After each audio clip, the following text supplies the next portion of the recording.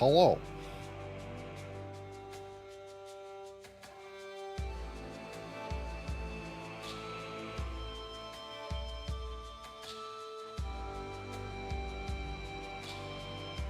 It is me, dog.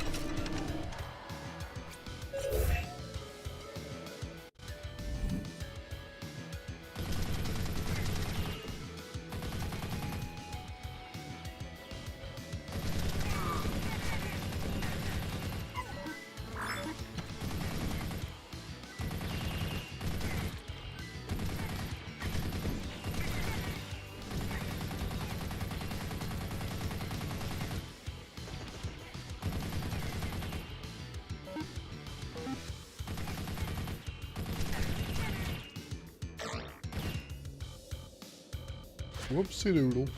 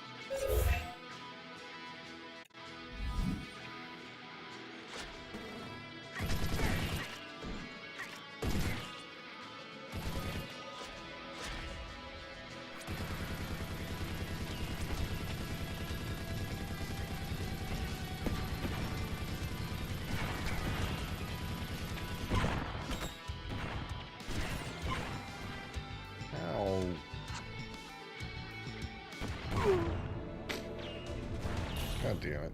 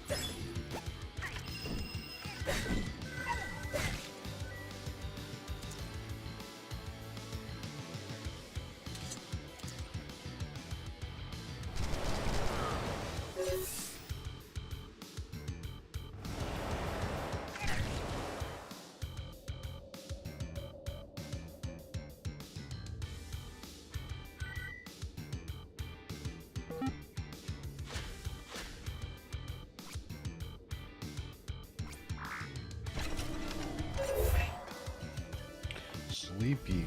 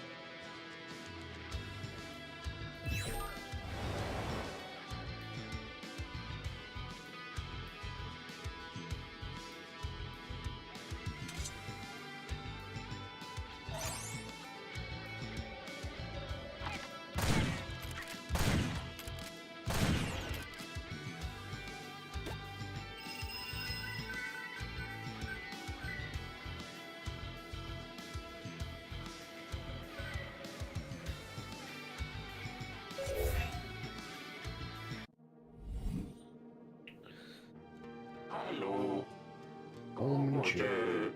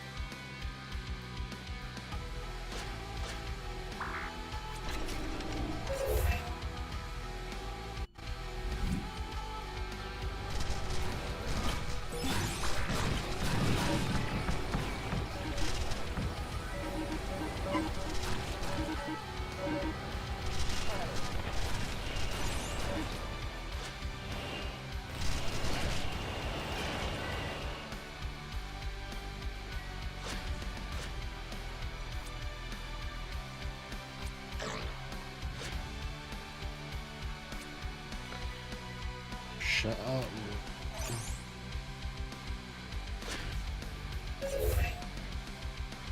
Get some caffeine or something. Slap right now.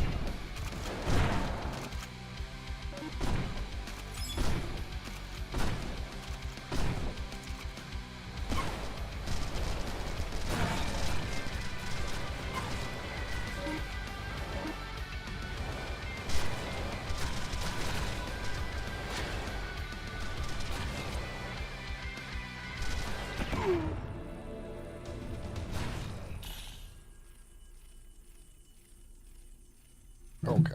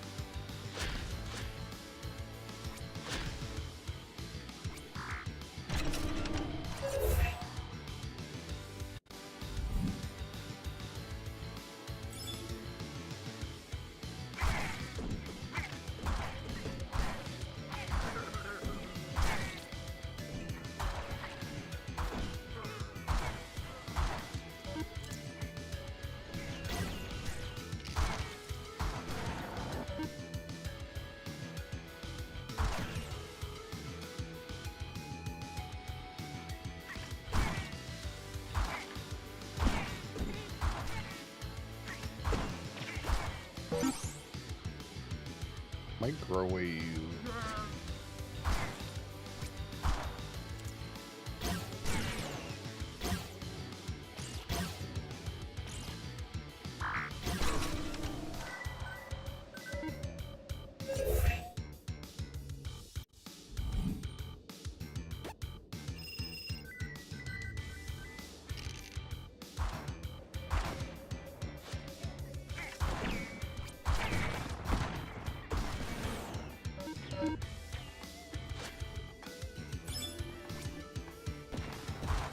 Another gamer. How's it going?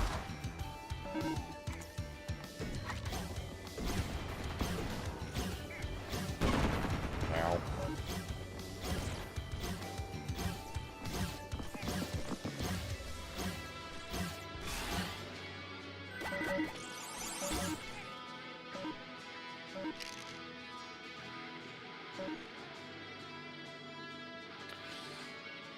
Burst mag. Sure.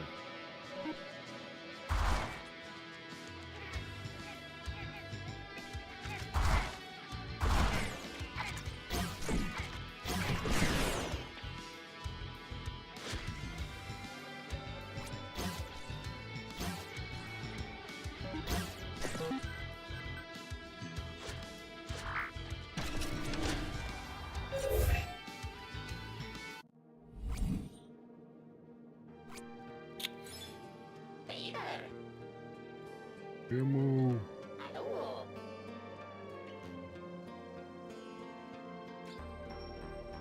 Turbo trigger.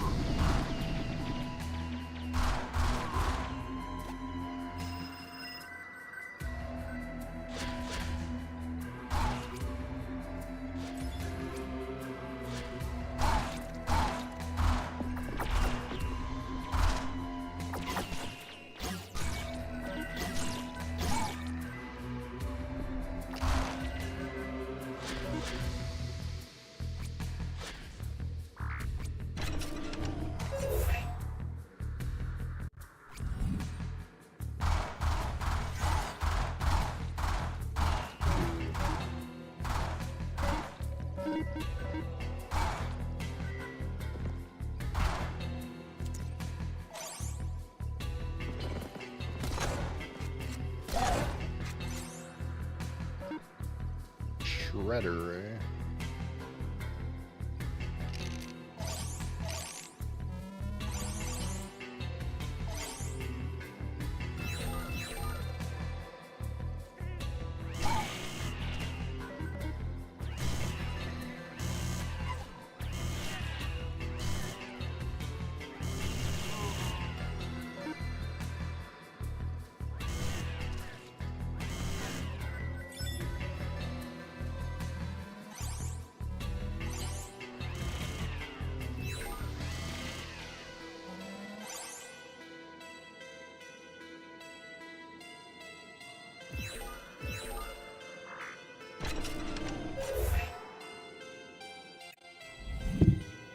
Bop.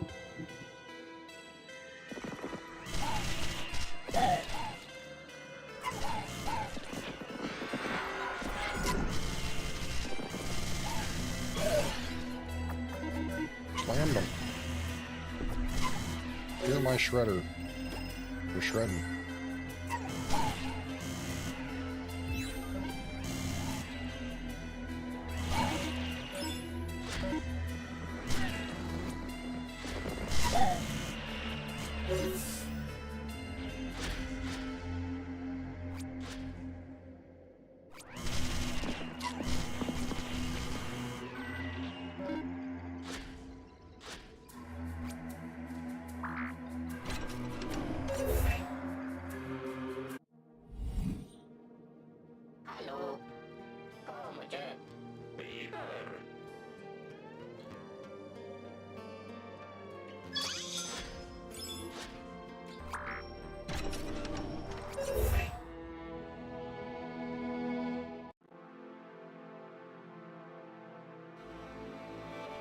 I go... No, I can't go back. Not like, yeah, I can't go still.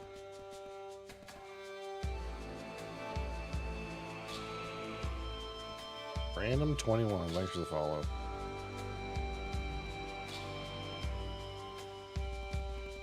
This one.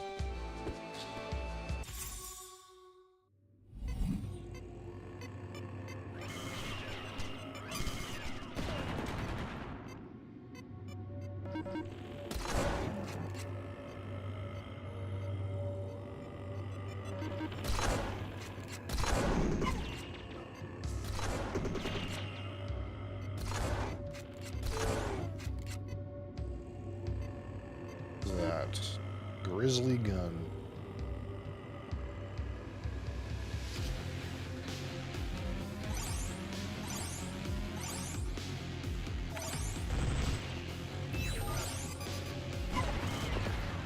Weird. You're trying to fuck around with a weapon.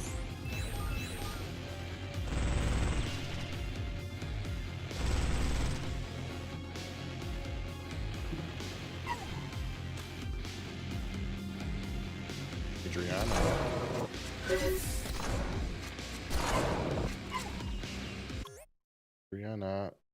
Okay. No, we got drink on the desk. It's a bad time.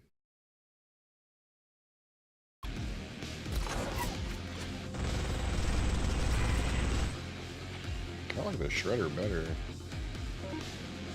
Does this one do more damage? Same damage.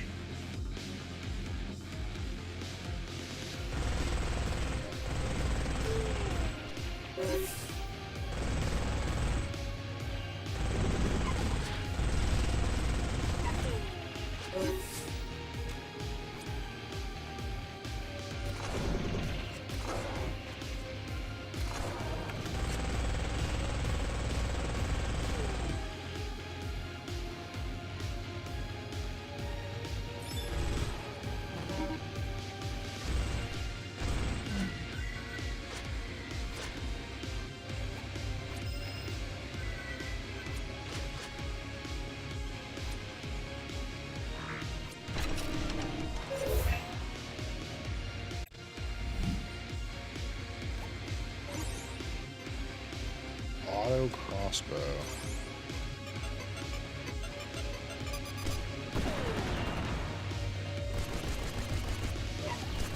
This thing got slapped. No.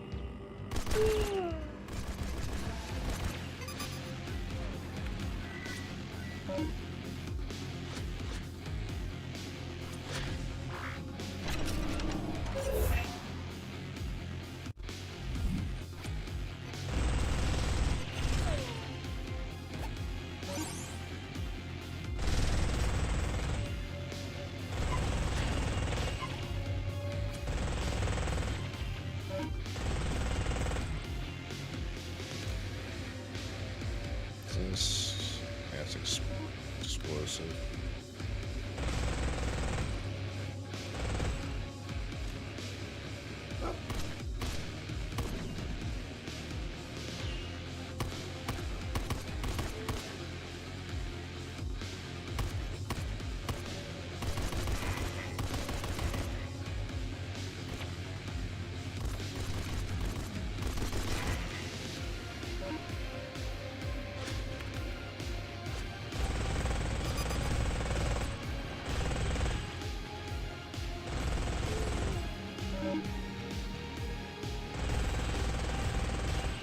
Triple SMG.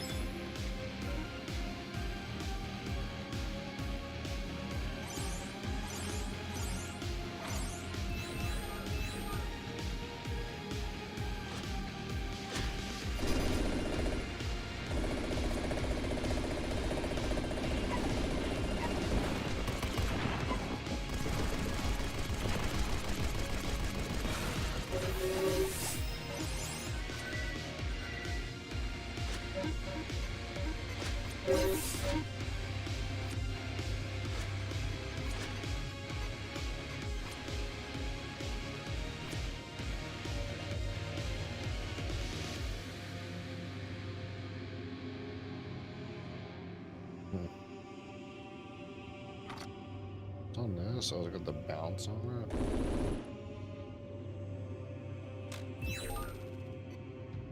Try it.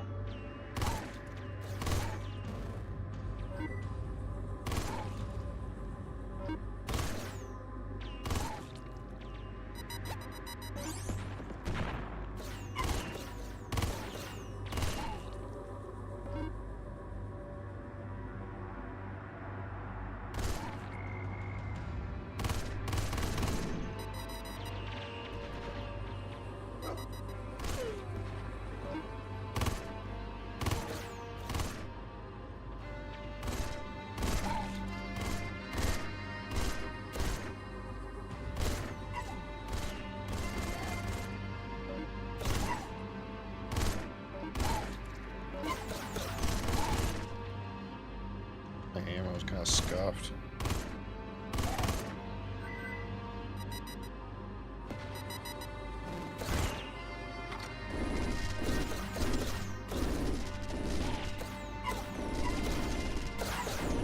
Ow. God damn it.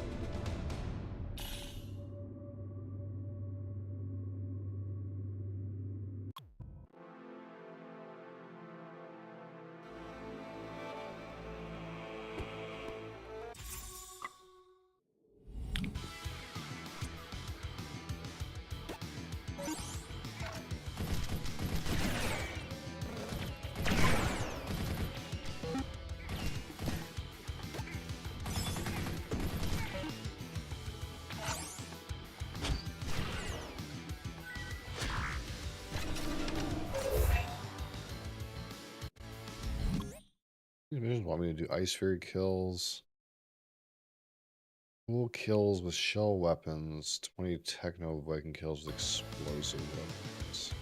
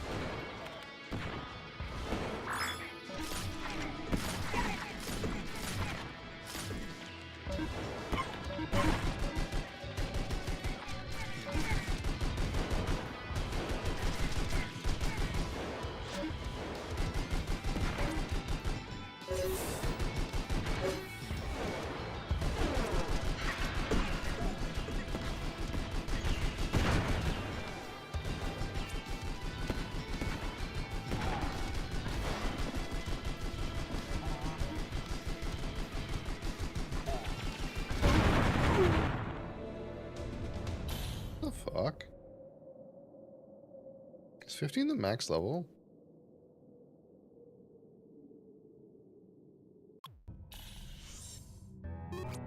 Hold the phone.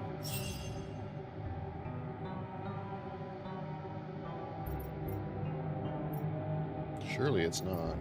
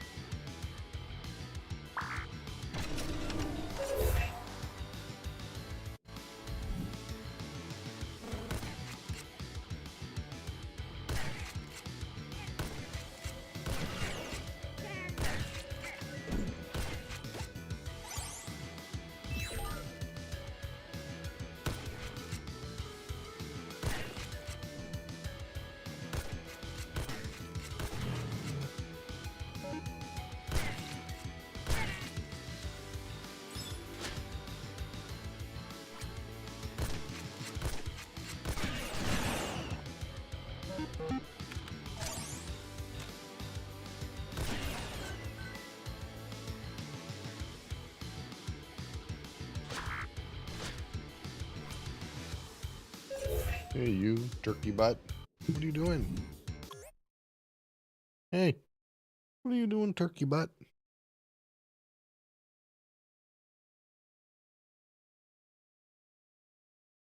That's mine. Hey, that's mine.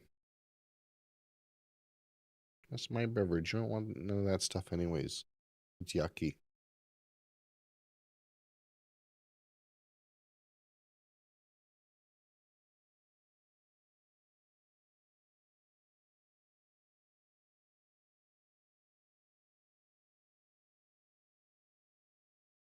What are you doing?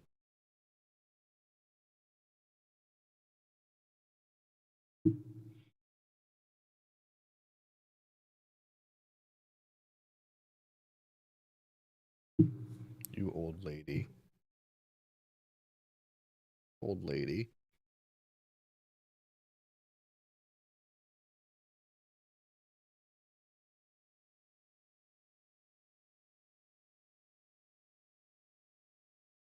Old lady.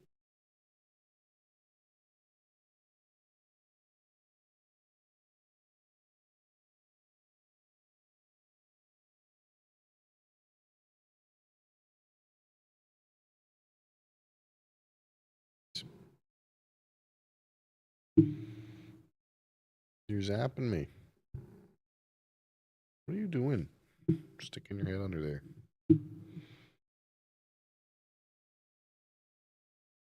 Okay. You're gonna lay down? Lay down? Microphone's not really, that's not really what that's for.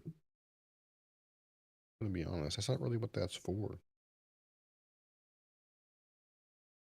Hey, what are you getting into? Nothing even there.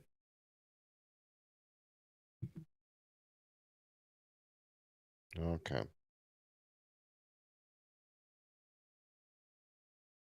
Go.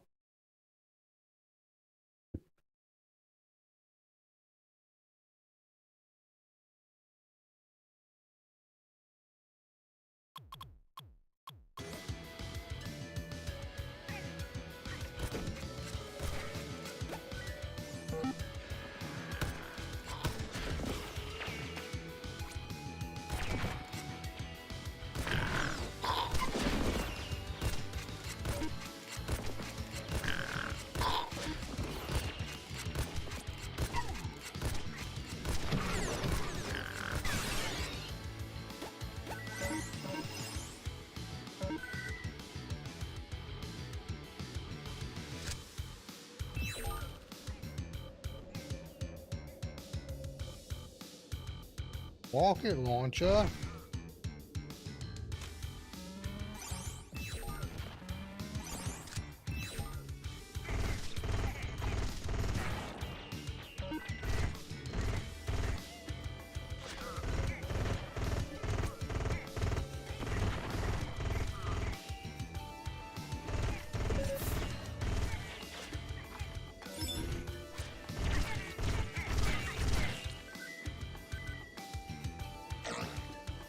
Oops.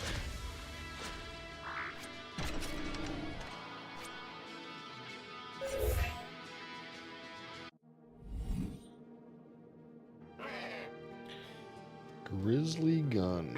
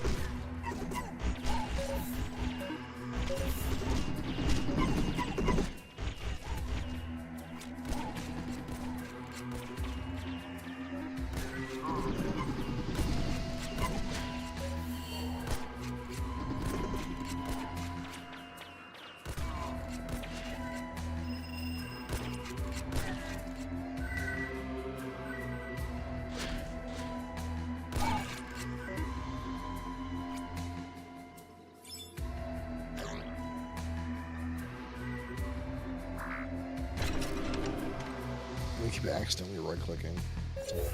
Unfortunate.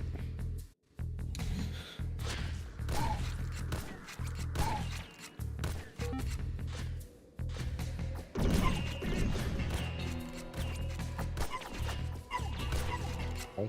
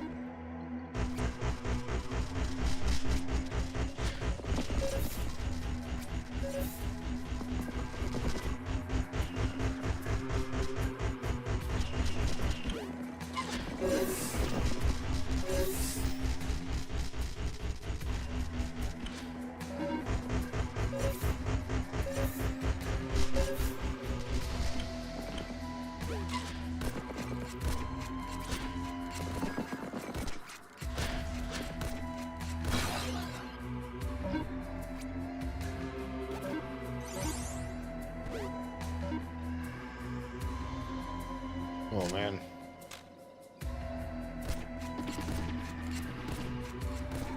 I used way too much brain power.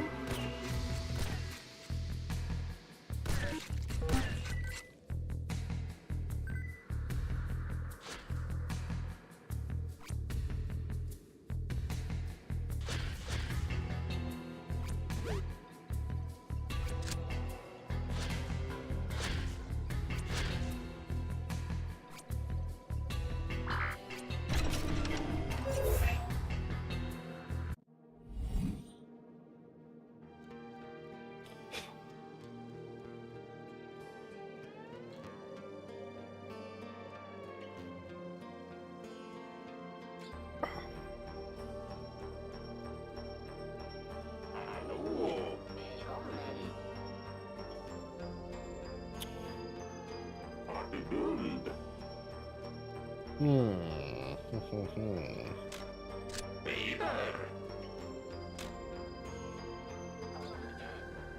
Wish you could sell shit.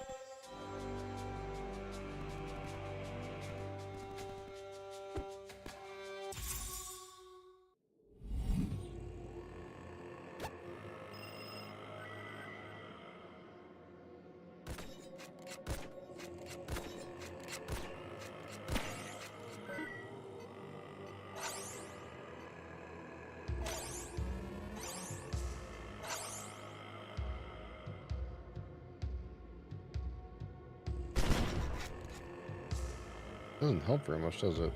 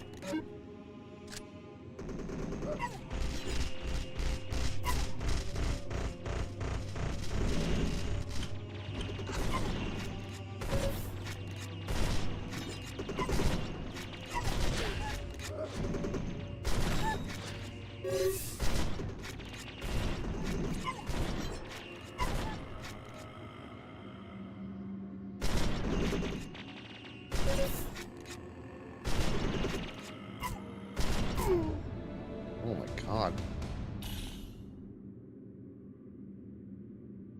Ugh. Not getting any more XP. Why is that?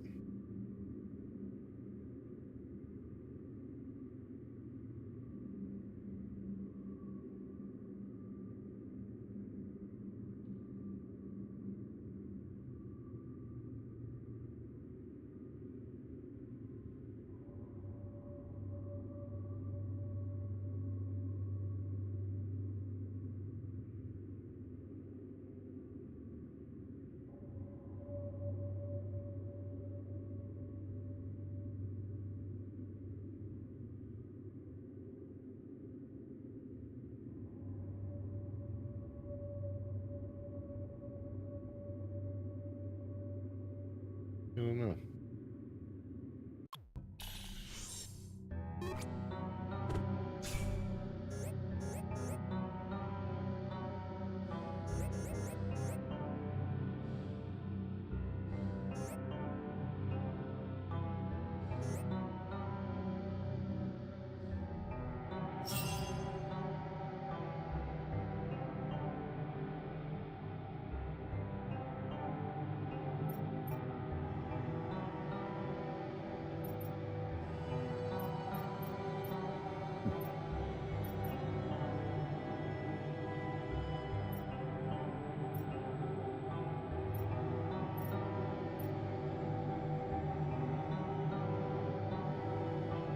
Oh, I see. It's a work with.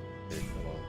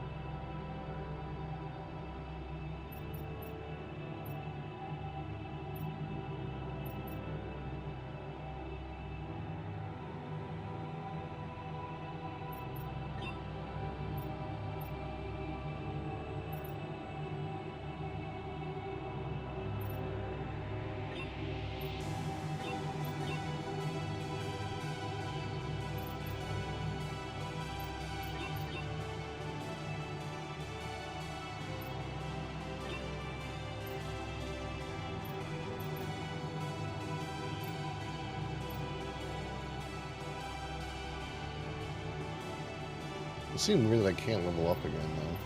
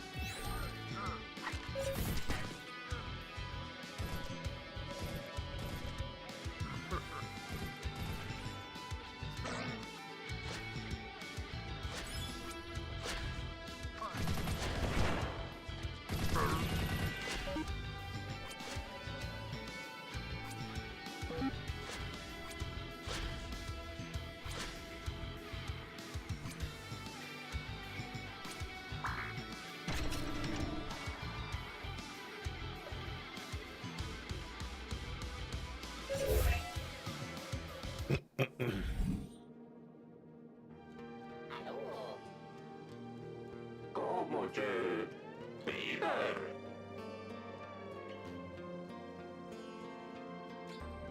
Happy build. Hallo. ¿Cómo te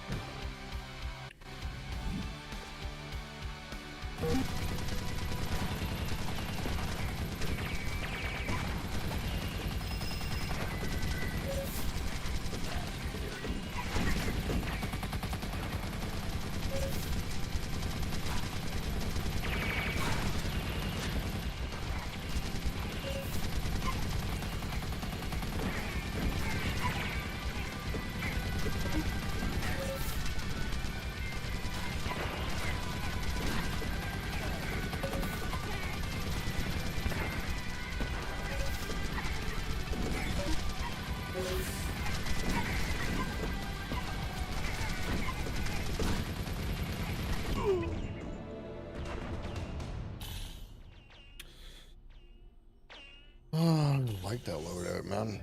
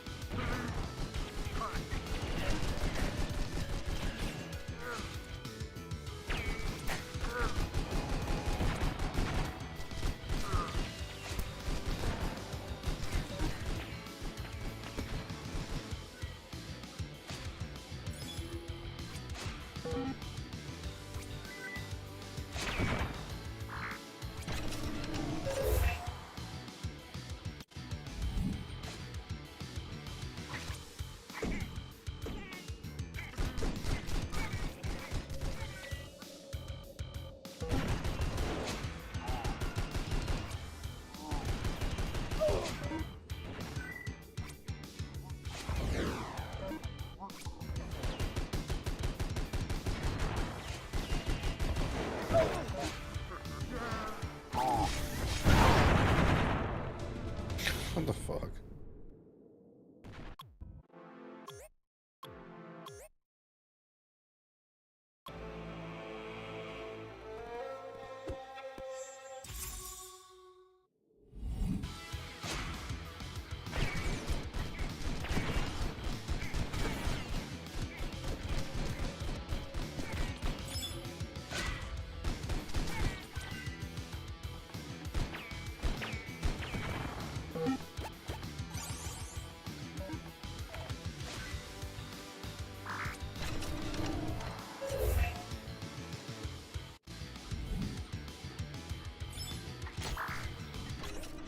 You're back again.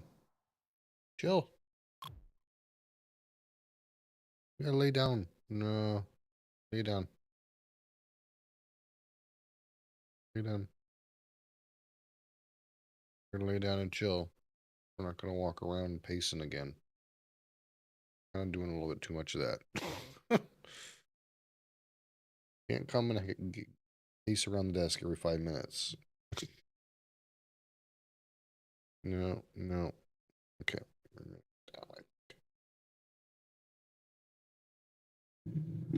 don't get to play any game with you.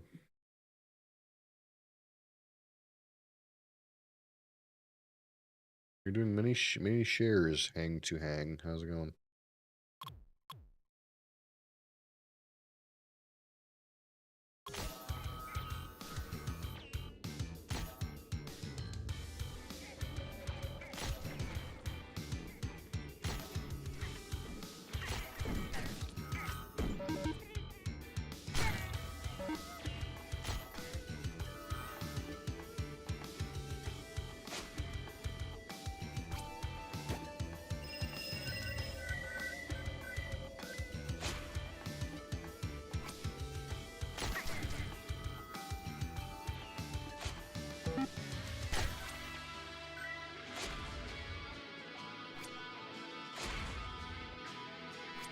What are you doing?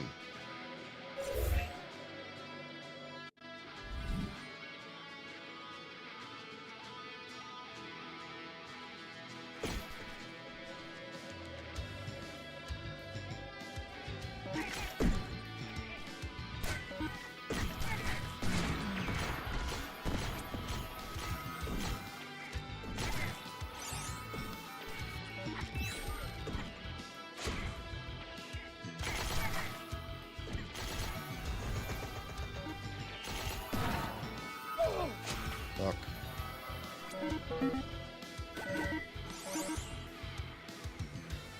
Fuckers, there's so many crossbows.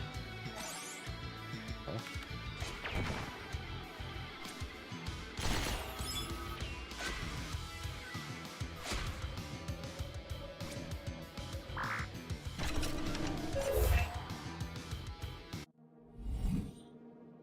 Välkommen.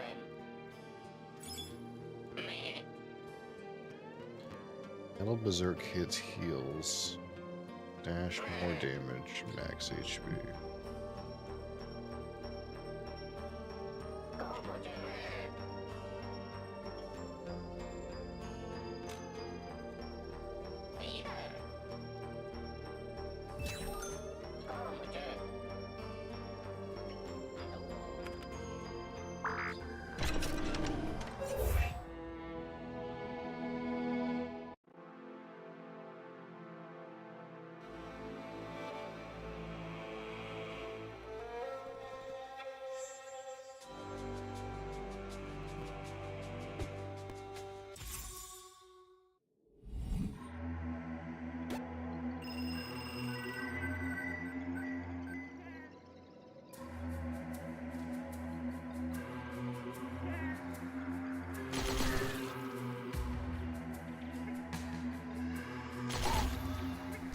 Dollar is being very needy.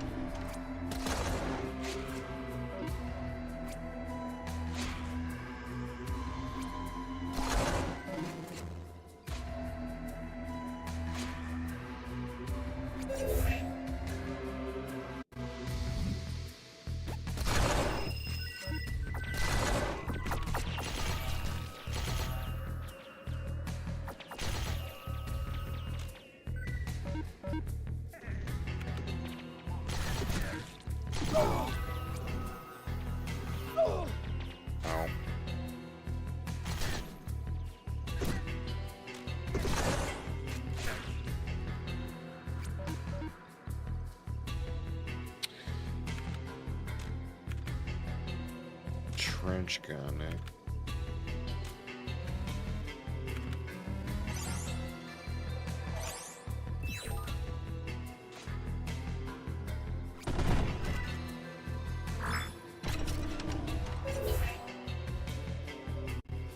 You're so needy, darling. What in the heck?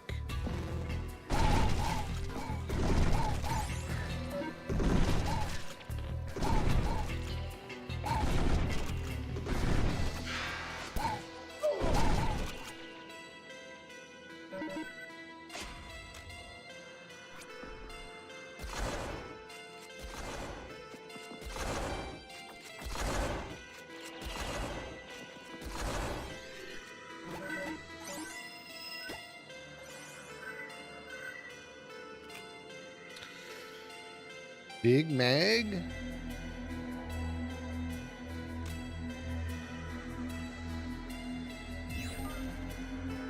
Hero Siege Season 6. Yeah, I get the feeling it's, you know, not gonna happen. I don't know why. Why would I play that?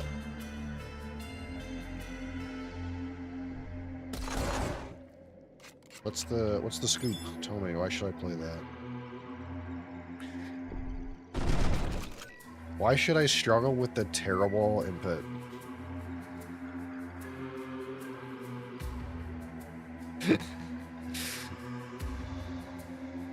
Suggest I play a game with terrible input. What do you mean? I mean, I logged into that game for about 3 seconds and hated the input. There's no way it's normal. Absolutely not. It's clunky as fuck.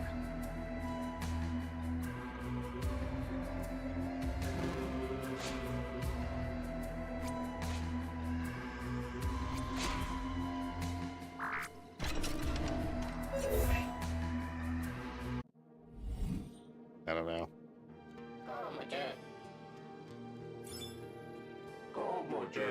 I literally logged off that game because I hated the input. I hated the way it, like the control of my character felt like shit. Straight up. Overloader.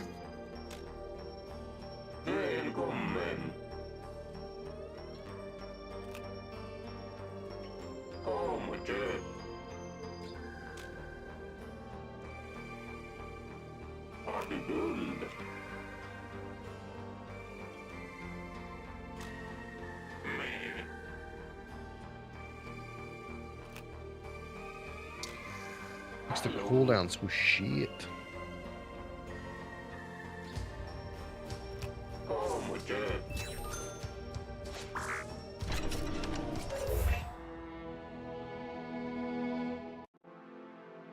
I don't know.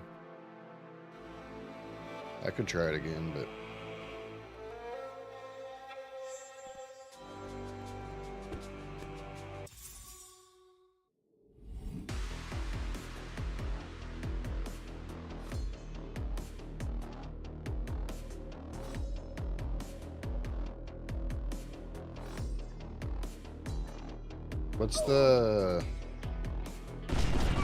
what's the fucking shit part about that game? Isn't there like some crap you gotta pay for? You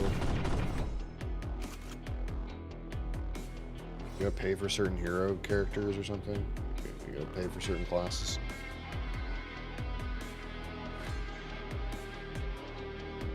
It's like $1.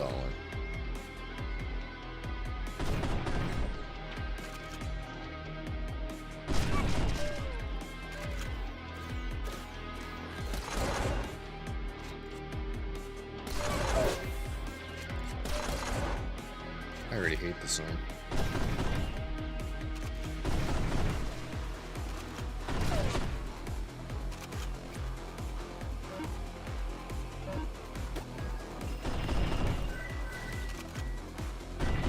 Yeah, I mean, I bought the game for $1. I don't know if it's still $1, but...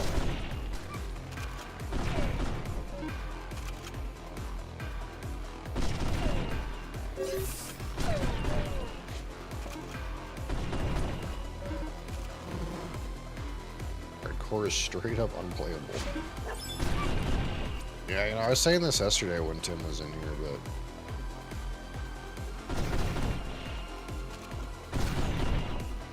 Maybe I need to just convert to being a softcore indie. I don't know. Maybe that's the way. It's just it's a hard thing to ask.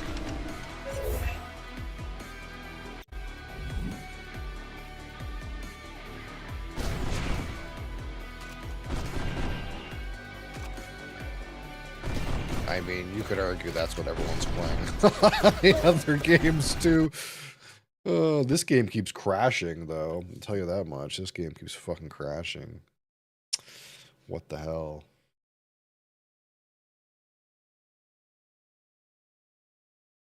There's some crash desktop bugs in this game, clearly.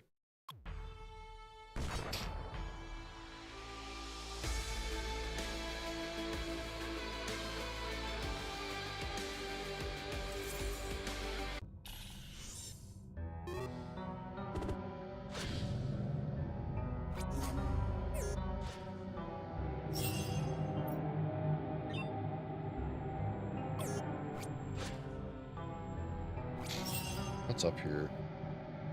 That's pretty good. That's terrible.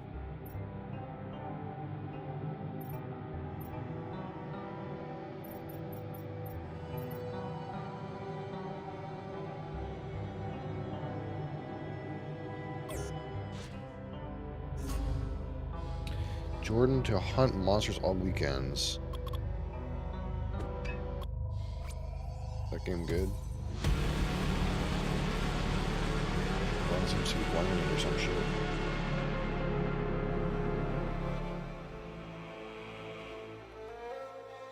Okayage? Yeah, so not good. Okayage is, I had nothing better to do. Meets expectations, yeah.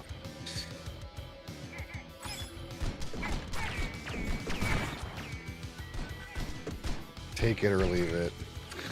Better than doing nothing.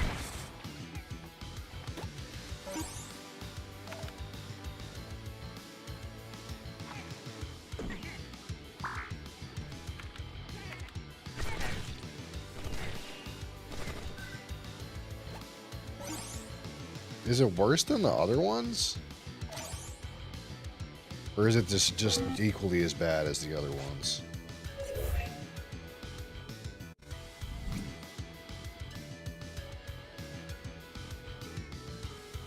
Yeah, that's the vibe I got from it. To be honest. But I couldn't tell if it was because, like, if it was one of those, this game's made for console, so it feels like shit kind of things.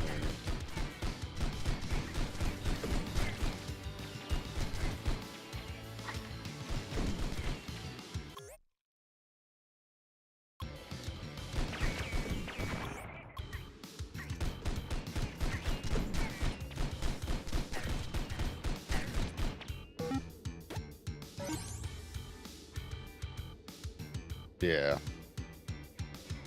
Yeah.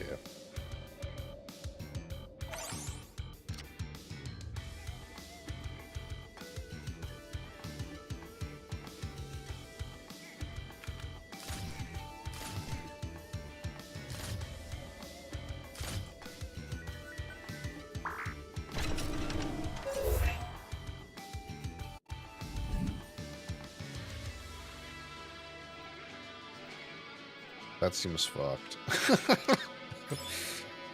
What a waste of time.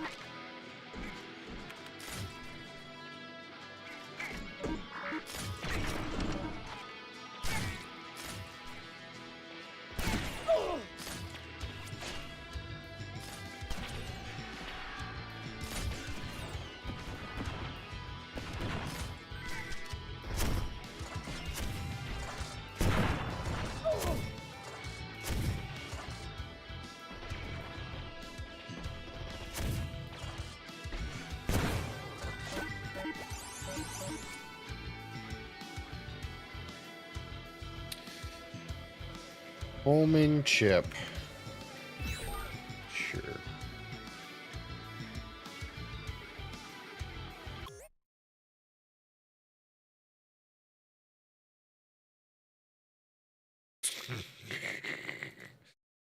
Nice. Yeah, very good. Yeah, I get the feeling that I already knew about those things. Like I asked this question before, like on a previous version of the game.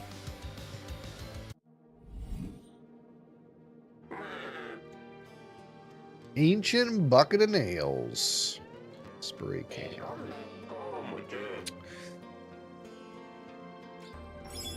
Is healing on power fisting really good? I have no idea. I feel like it should be good.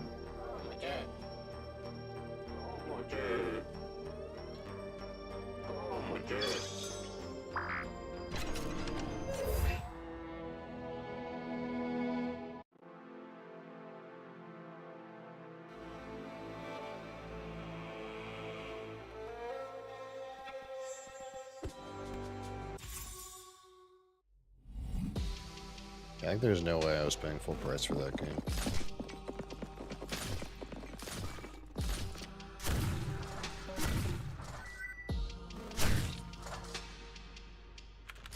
That's like the kind of shit that's like unacceptable for a AAA title.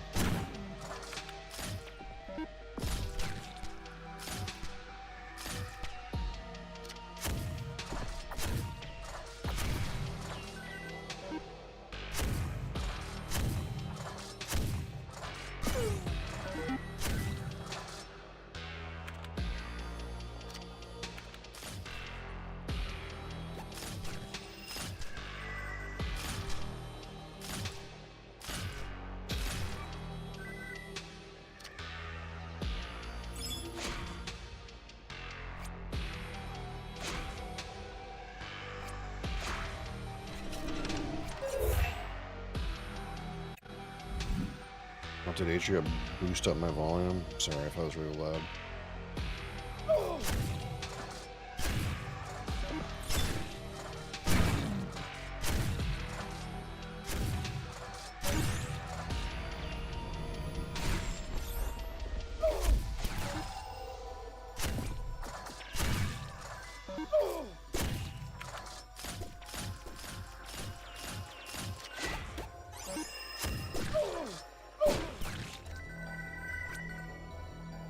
This, like, homing gun seems straight up shit. This thing? Piece of junk. Does literally no damage.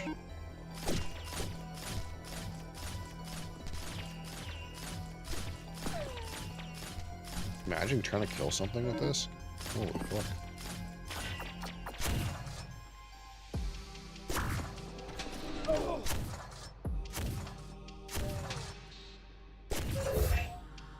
I didn't mean to go in there. Oh.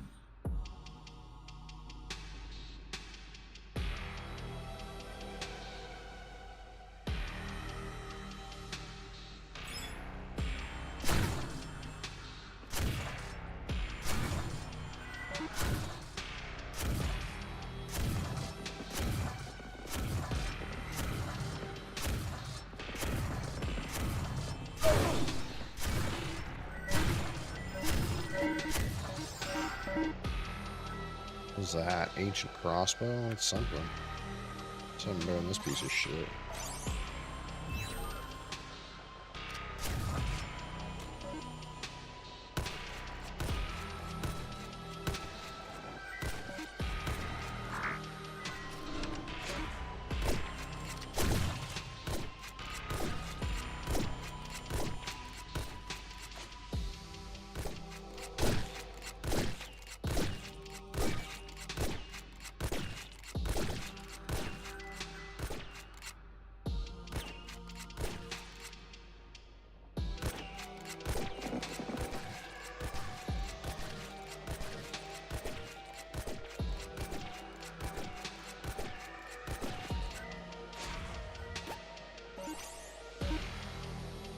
Bucket of nails, revolver.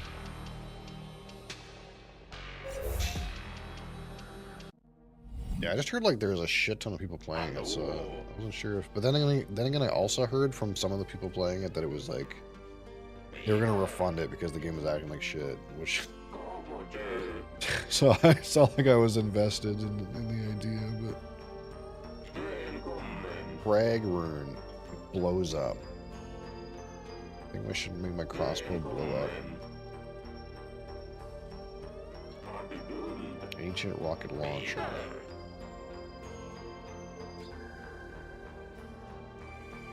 I think this is it. Probably should get the homing shit off of it.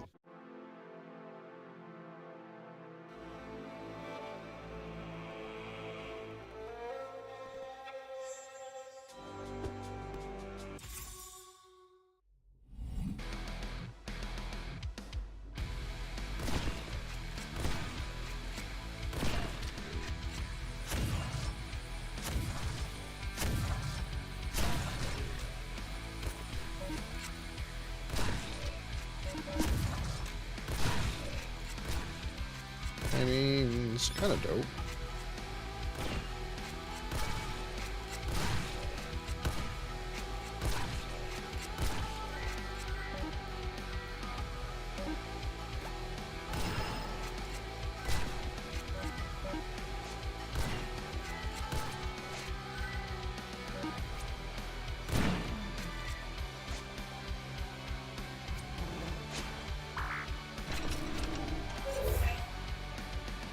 I don't know if that's good enough to, like, win the game with, but...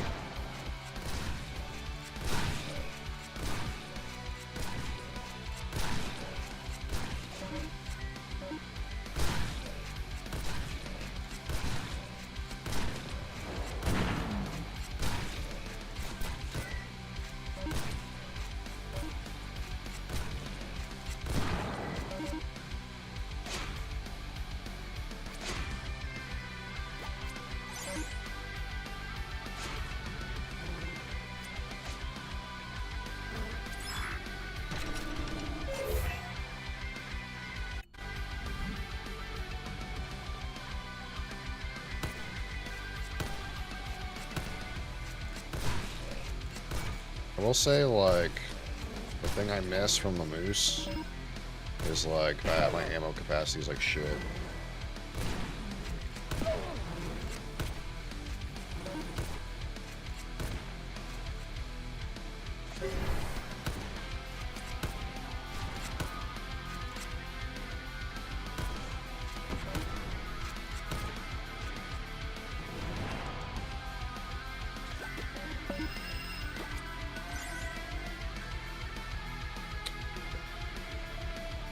Life Stealer. It's not really very good.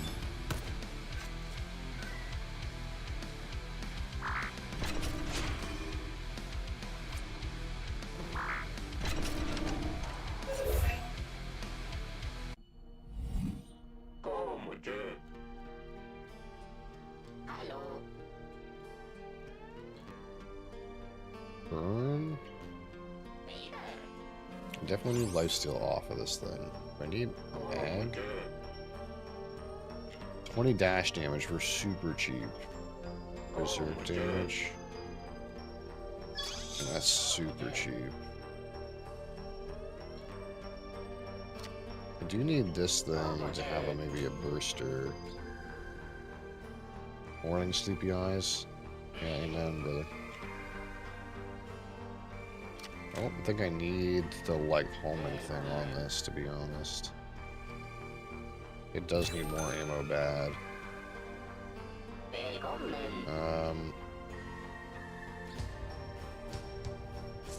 don't think the burster is it, though. Maybe the burster's it for this gun. I forgot this gun had that thing on it.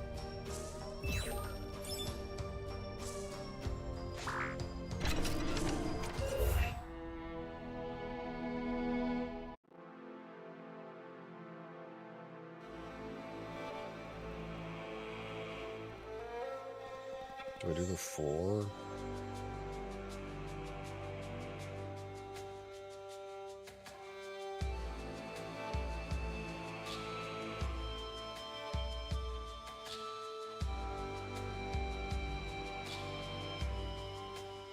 Here's that 3 sucks.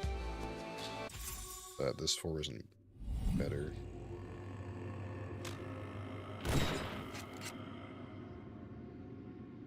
I have to assume the 4 like has better loot. Right, that's probably true.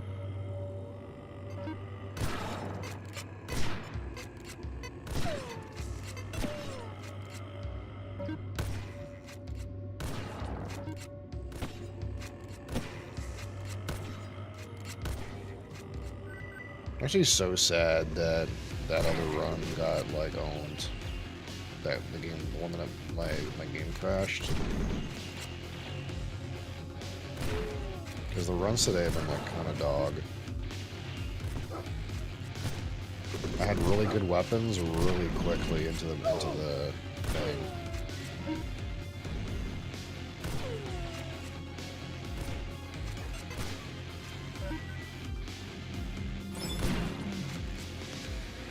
Now it's like I feel like I get there and I got like shit weapons, like this crossbow.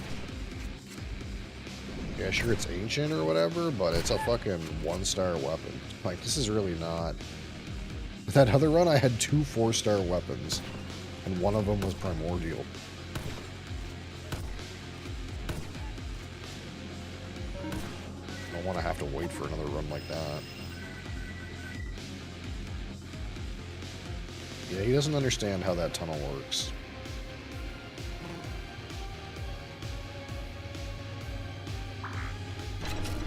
We bought the cats this, like, tunnel thing. Where, like, there's, like, a dangly bit on either side, and there's a tunnel you go underneath, and there's, like, holes that they can, like, see through and stuff. And Mosley just sits on it. He just sits on top of it. And smushes it. And just smushes it. You're a bozo. The worst part is when he actually used it properly, like he had lots of fun with it. But now he just sits on it.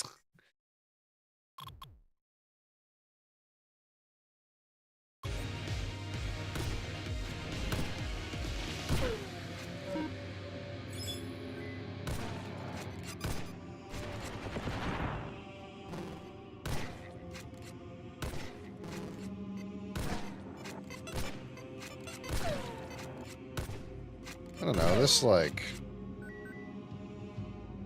ancient crossbows are kind of working out.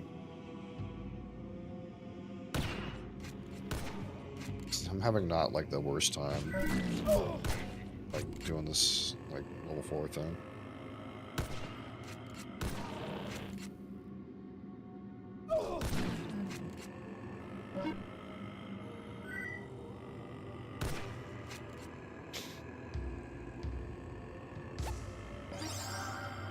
Ancient double shotgun.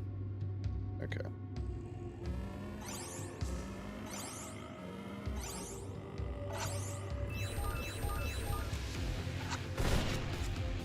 That's something. And now you're back again. I think we already discussed that. Come back every 5 minutes, I'm just going to put you on the ground. She's just, she's being a little brat today.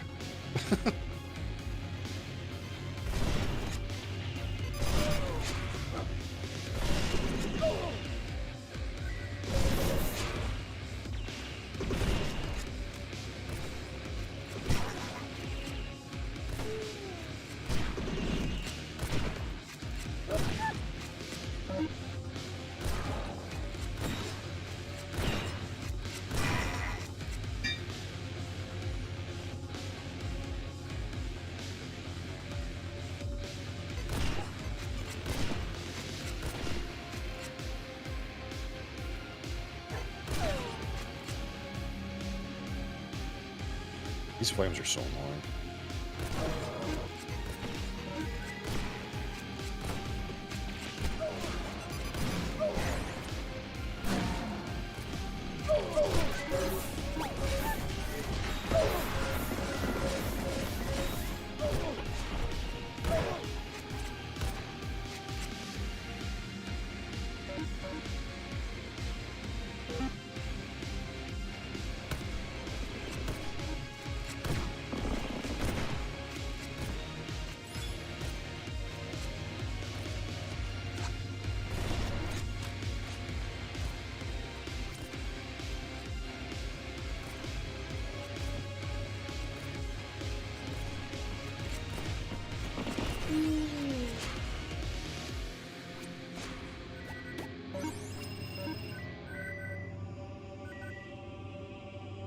Auto flacker.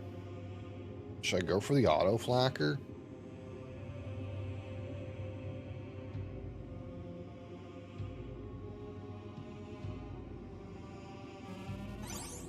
I kind of like hate that gun. It's pretty high tier though.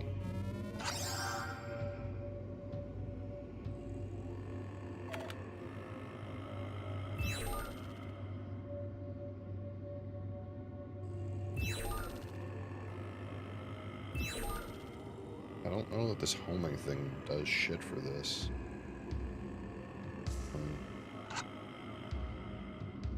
It doesn't do shit for this gun either. Maybe.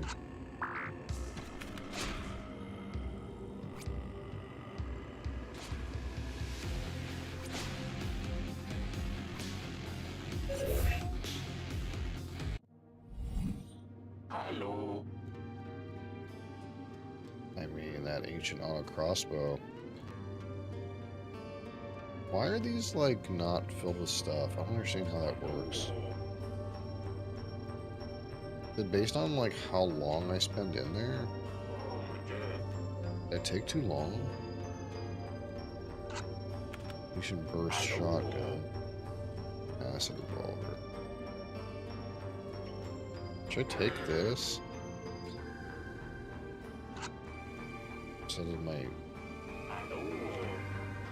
double barrel?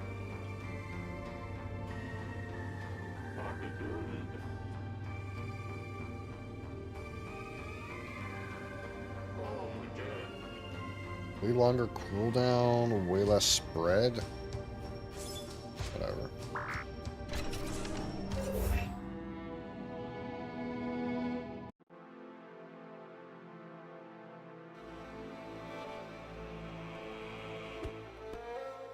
It's like I'm doomed.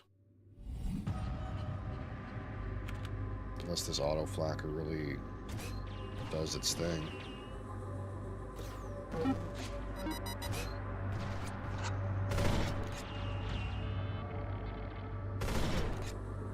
Actually, the homing is like kind of good on this thing. I really didn't think it would be, but it's actually like seems kind of good. Because like all the like random sprays that are like wide go into the target. Jimmy John's now has toasted sandwiches. So, for someone who has never had Jimmy John's, 'cause I don't know if that's a thing up here. What's that most like? Is that like a not shit Subway? How does that work? Is that like a Captain Sub or Quiznos?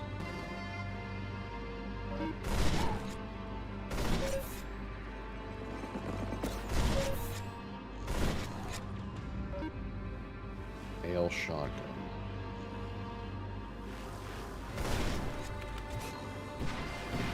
Holy shit, that was a lot of damage. Okay. Now that's a lot of damage. It's gotta land on them to do that kind of damn, but that's the boss? Easy.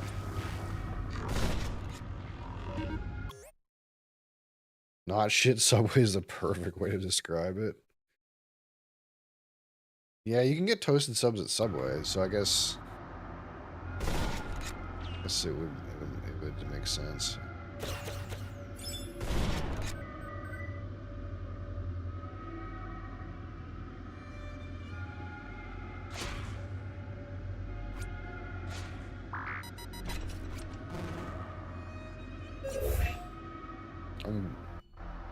Sorry. You mean they got chicken breasts with soy in them instead of real chicken, and that's not good? There's nothing wrong with that, right? That's a quality product.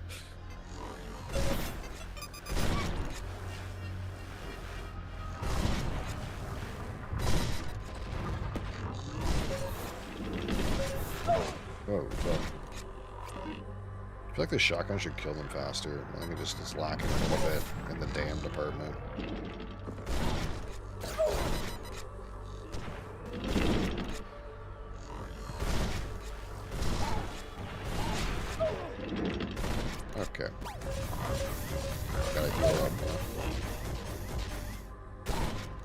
I should be using this gun anyway. For the same ammo type, I think.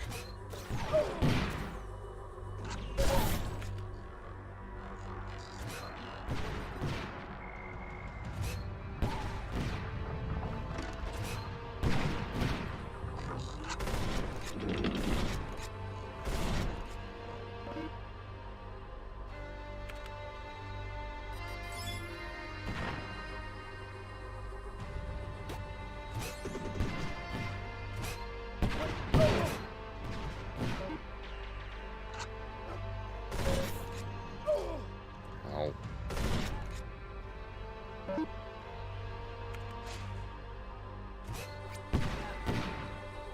I gotta like get them before they aggro onto me, so I can hit them with this. Have it actually connect. The explosion on impact is like a way more damage than like the crap that comes out of it.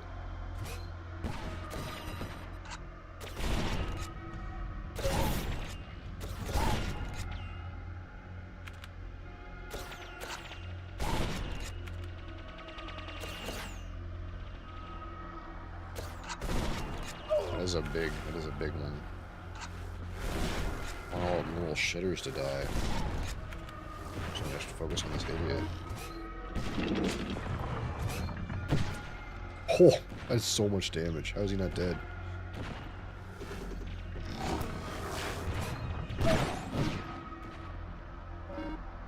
Auto shotgun. Can you like give me something with a different ammo type?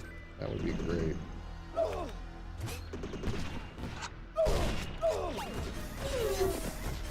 don't really want to use that.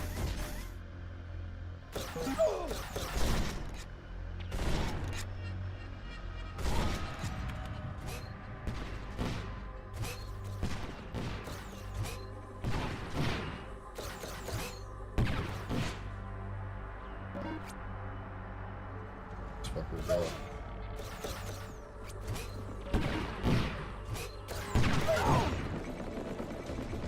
Just ran around so much I couldn't hit him with my fucking gun.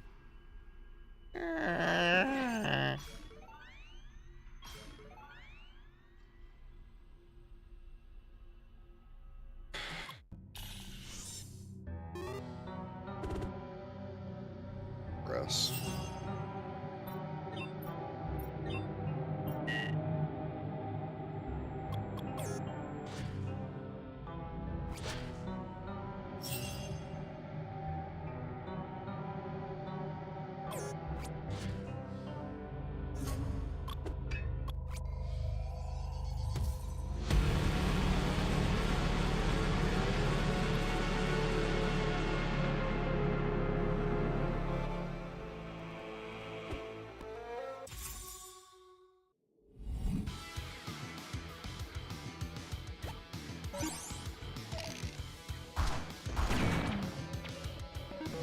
The real depress is we'd be on to the next world by now if I didn't crash that one time.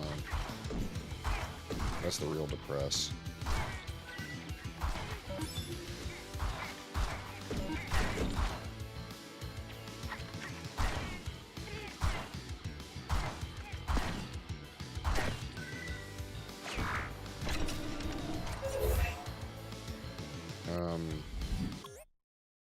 How are we doing with this? I don't even know what a Google is.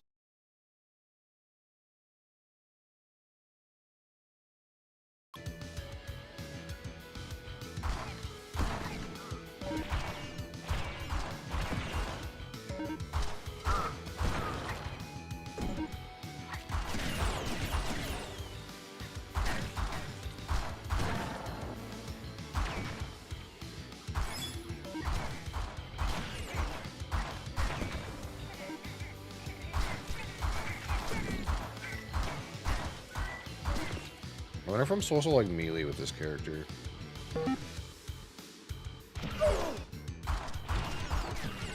Maybe that's the trick, you know. Go full melee. Some knuckle dusters and slap them up, you know.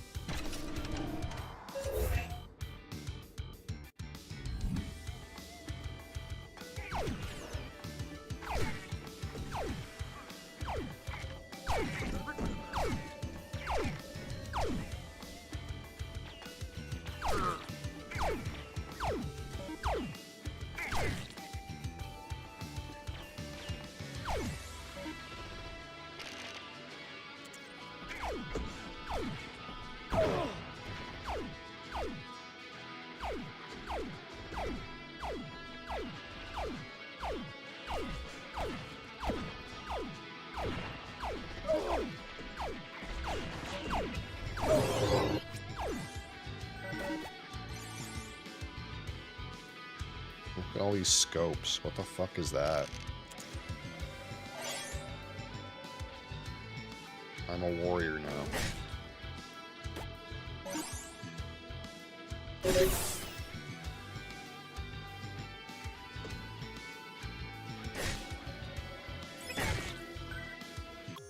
What did that do? What does this weapon do?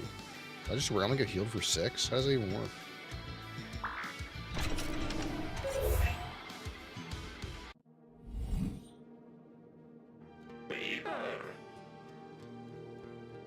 Acid?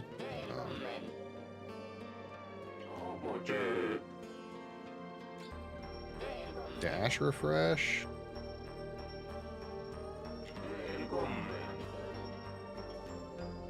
Trying to decide what I need to do for my, like, other weapon. I can't buy any of this shit anyways. Burst my axe up? I don't know. Yeah, it works, you know. Be a melee warrior.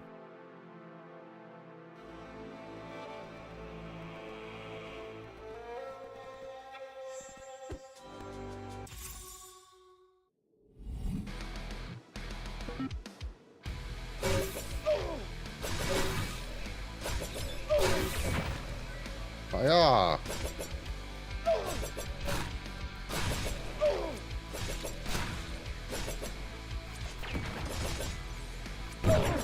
Ow.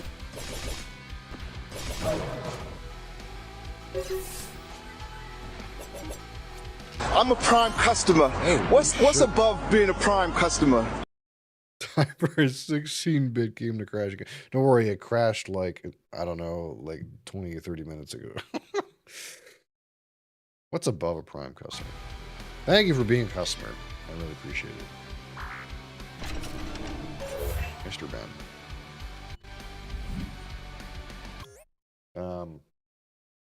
And yes, of course. Want to select something for our community infinity bottle. We'll put 15 mils in there for you.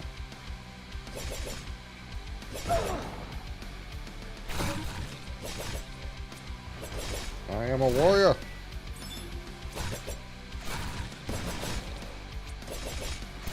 I kind of hate like the burst strike on this weapon. Oh, maybe with a compressor, it will be good. Will come in a lot quicker. No moose today. Well, I got to level 15, and it wouldn't let me gain any more experience. I don't know if 15 is the level cap, or if you have to like go to the next world to get more XP, or how it works. So I like started leveling up a different character.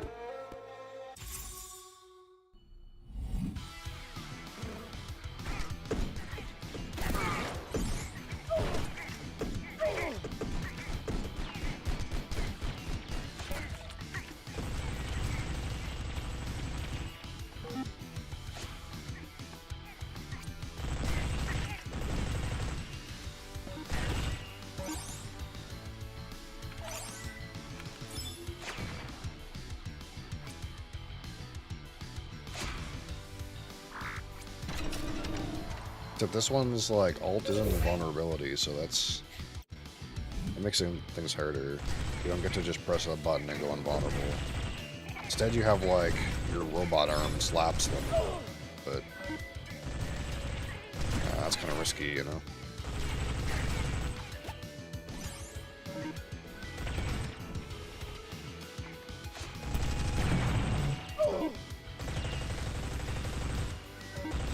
And the passive is like the dash does damage, but I kind of like just having free stats, because the moose just gets free stats. The moose seems where it's at, to be honest.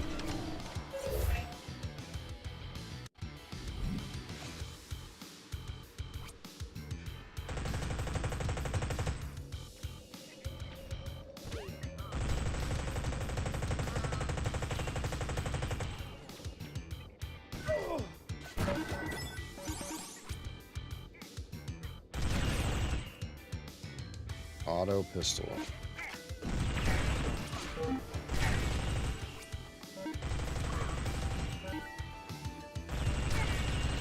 I got this gun pretty early though.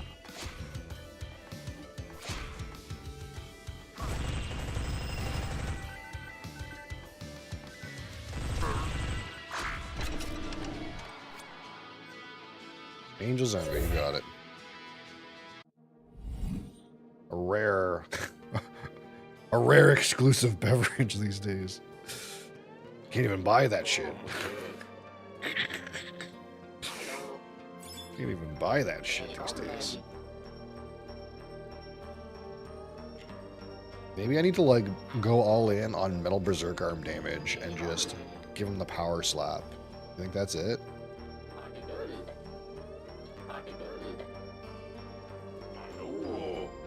Save my money.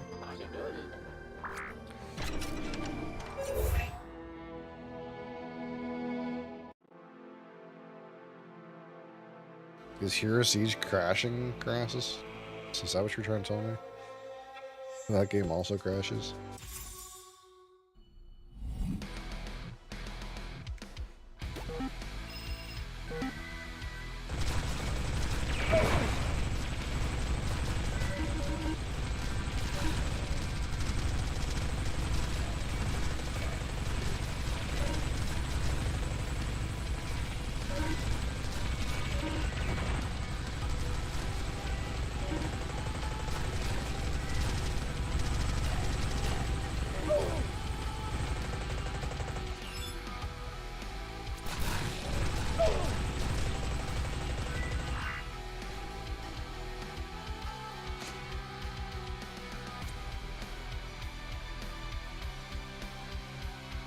MBL storage? Oh, yeah, I guess I could pry it from their, pry it from their warehouse.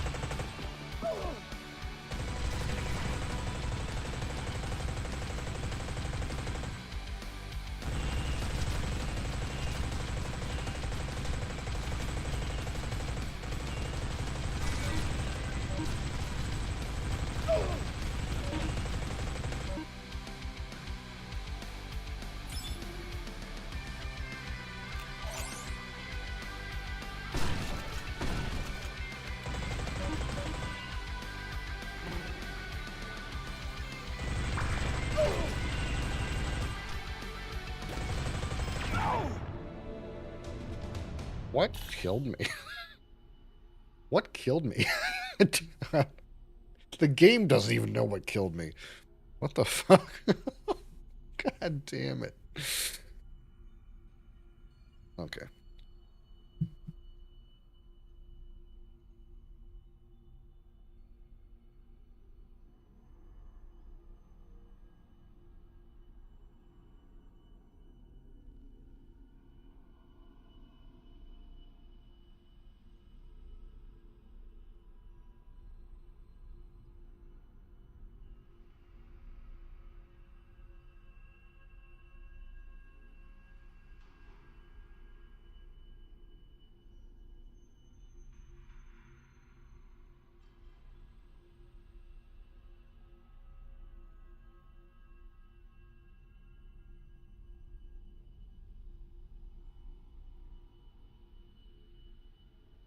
That's one thing I thought about. It's like, if you broke into MU Liquor, you could just drink all the rare, expensive alcohol. There's nothing they could do about it. That being said, they'd probably still put you on the hook for all the damage.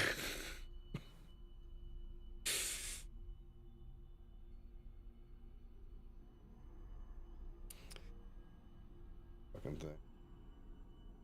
Gotta get the top off this thing.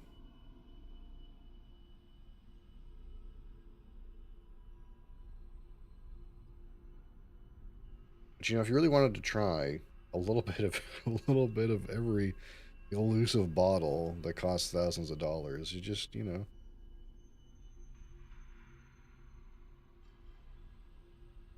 by the time they respond to the alarm, you know, you could have already gotten through, you know, several expensive bottles of liquor.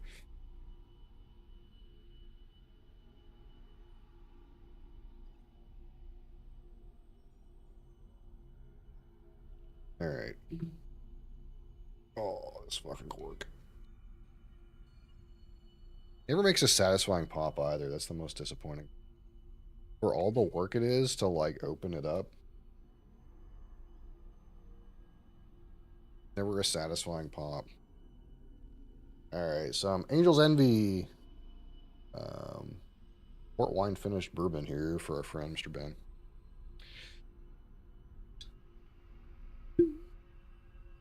Which, again, to me, still doesn't really exactly have a port flavor on the palate, which is... Maybe I'm just blind. I don't know.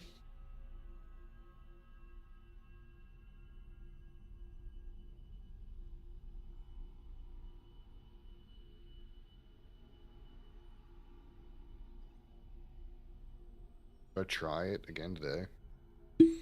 I feel like I'm waiting for this thing to speak port to me.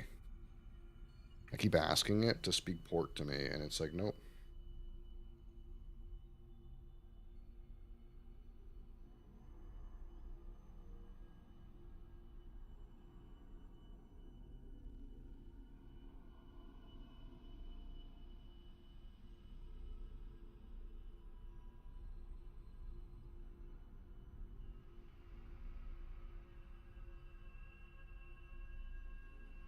I don't know if American bourbon speaks Portuguese. True.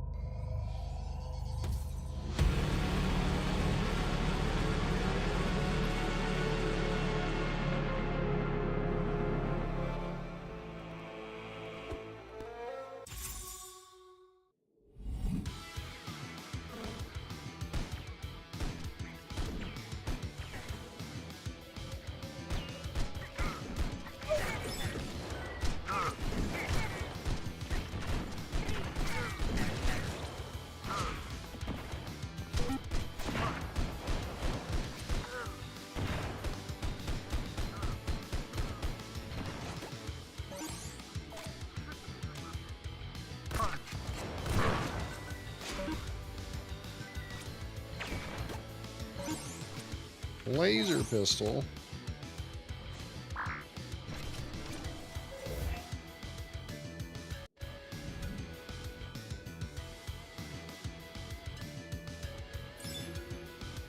I'm looking for some plum and dark spices, man. Where is it?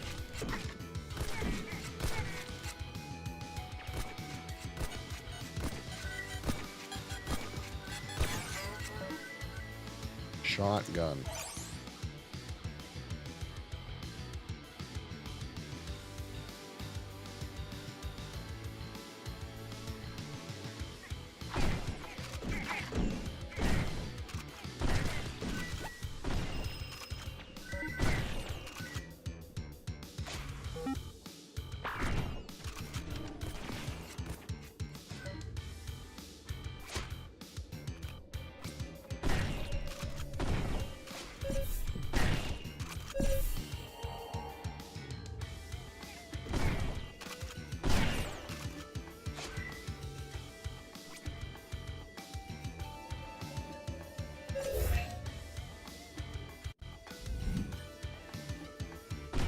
There was a guy in one of the whiskey discords from Ontario, and he was asking about auctions, because in the UK you can get like all kinds of alcohol, like rare alcohol, at a like pretty good price at like auctions, like especially like old stuff.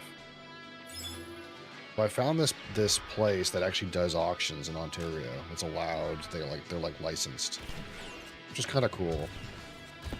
But one of the things that was weird that I noticed is that they had a bottle of regular old Angel's Envy bourbon, and it said the estimated price was going to be $300 to $400 for a regular bottle of Angel's Envy bourbon. And I was like, what the fuck is that?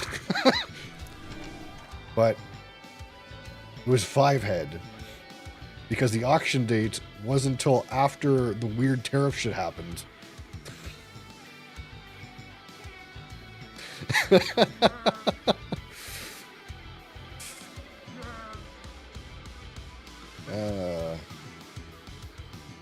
I want this grenade launcher?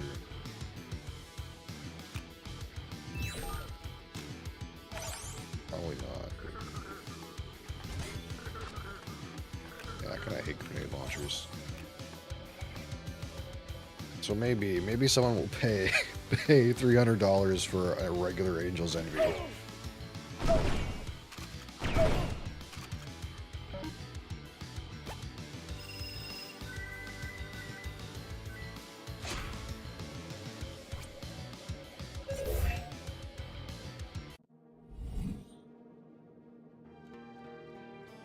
Play Rivals better? Ugh. Yeah, unfortunately, people in Rivals are mean to me. I try to pick my character, and they're like, no, don't play that character. That character sucks. And then they throw because I don't change character. And I don't want to play the game. Truth. True statement.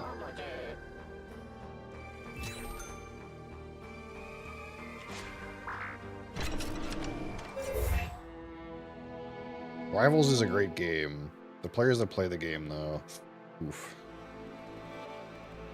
Isn't that just true of every competitive game, though?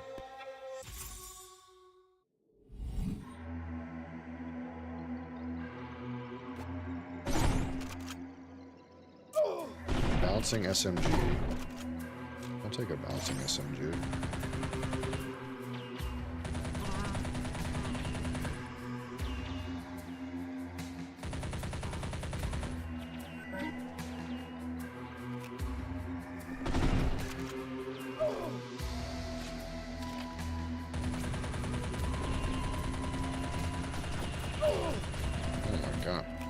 Why are they all in this little hole?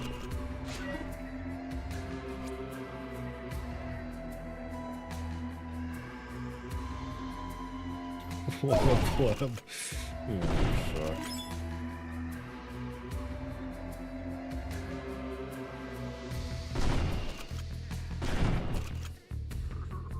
The thing is, I think you used to have the largest sub amount, but I think you've been slacking. I think Nilo caught up to you because this is on auto review.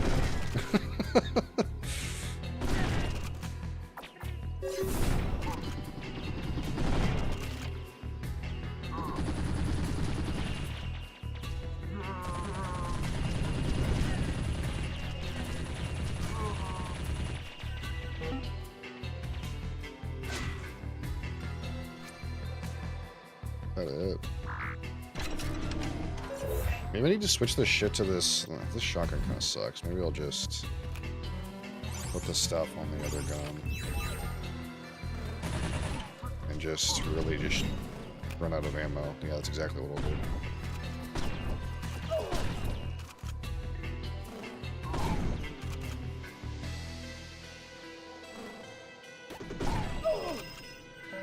And yeah, I'm so used to Moose Man's like amount of ammo that he has to just shit out everywhere. I'm like more conservative with this character. Can't just shit out all my ammo all the time. It's very sad. What's that? Spray can.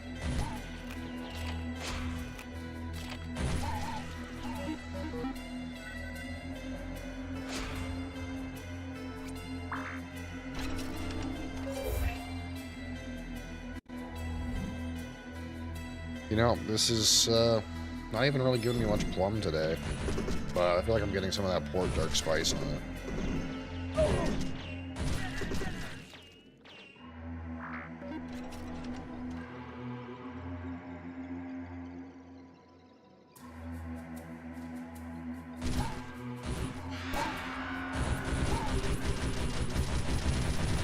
Oh, you fucker.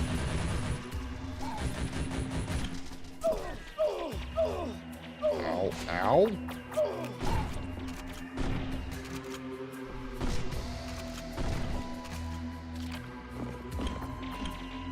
I'm out of ammo.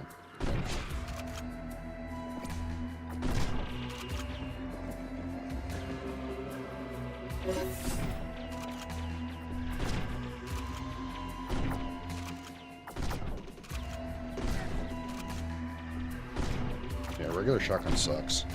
Straight up.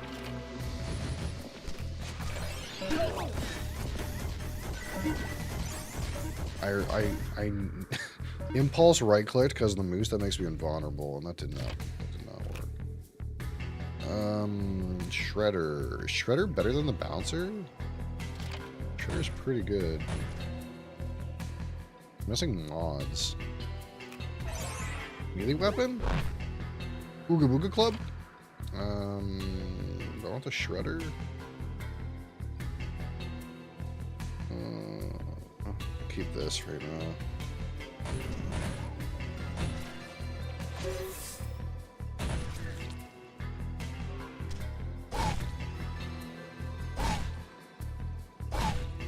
Conserve my ammo by using a Zug Zug weapon.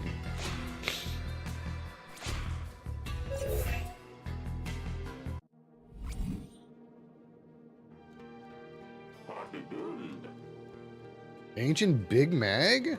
75% off?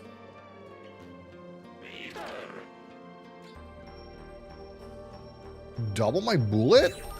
Very good. And I can put this one on the club?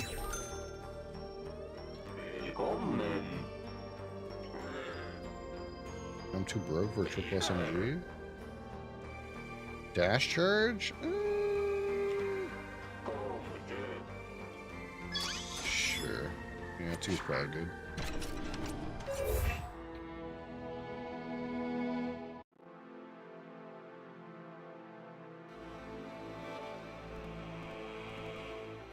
I hate that fucking zone.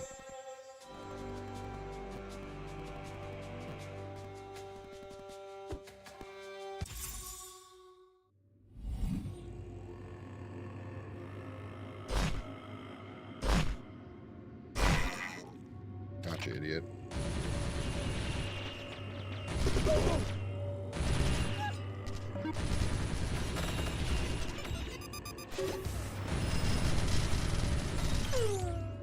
Already out of ammo.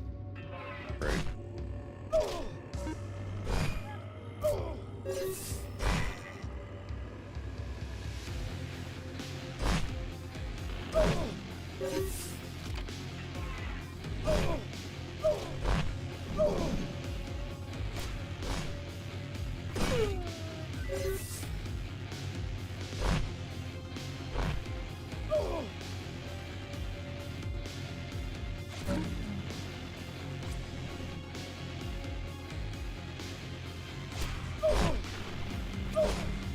Oh my god, man. It's like shitty amount of ammo situation. Real suck, dude. I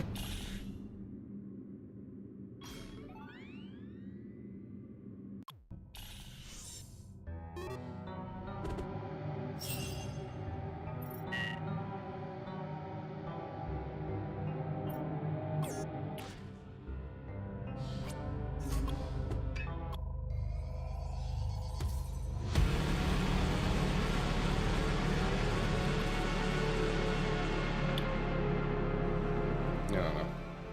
Angel Zombie's okay.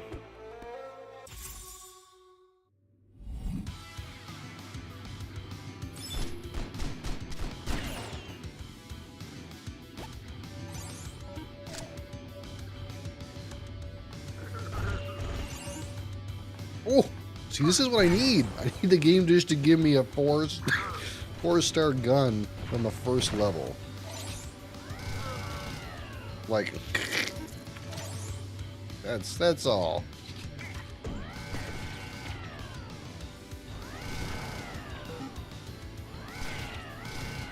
That's how you win.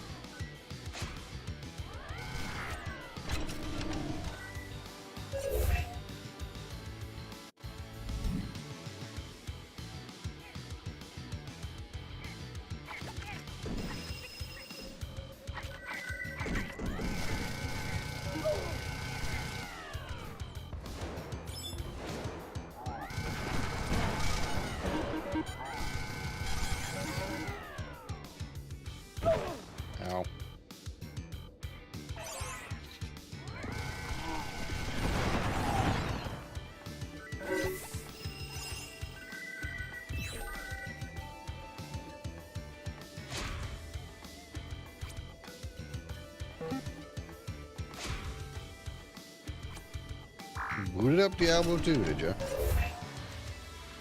Did 10 of Evil logged off? Correct. That's a correct assessment. Ancient lifesteal syringe? Maybe. I need ammo. I should have bought this instead. I'm an idiot. You had server issues in the first 5 seconds? Because server crashes. Yeah. Okay. Yeah. Yeah. Yeah.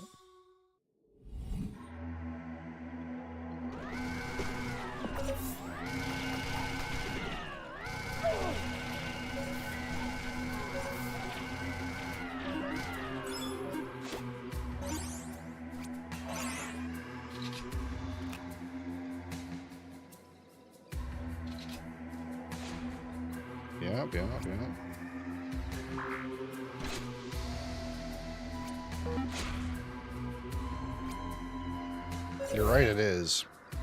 It's very important. Unfortunately, the we give a shit about, it sailed quite a bit long ago from that company.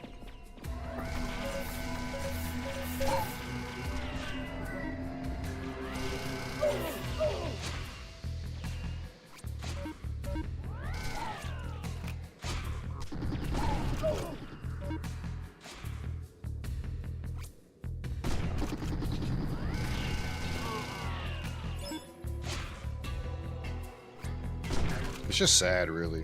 That's all it is. It's just sad.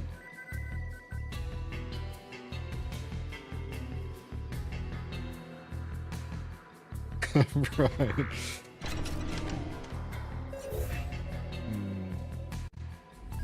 I mean, give it some time. Maybe old Phil boy, you know, maybe he'll fix it.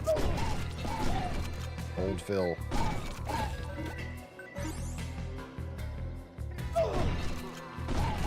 Give it a, give it a good 10 years. See if there's a corporate change.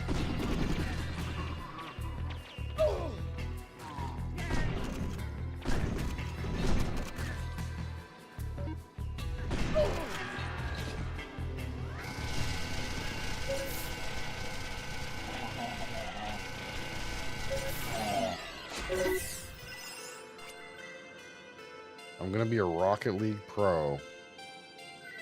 Okay. Turbo trigger? That's gotta go on this. Turbo trigger doesn't do anything for this gun.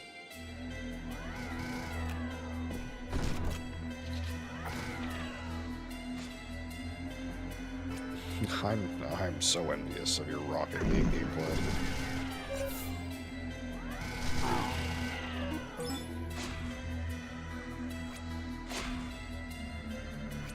Never stood a chance in that game, I was always going to be seasick on it. Oh my god, of course there's no ammo here. Ammo on Big Mama? Explosive? I'm probably going to put ammo on it for now.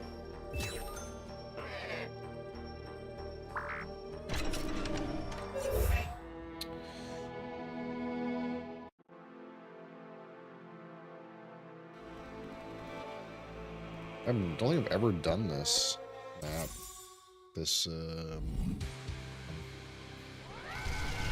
always like out of the way. I've never seen this monster. They seem horrible, I hate them.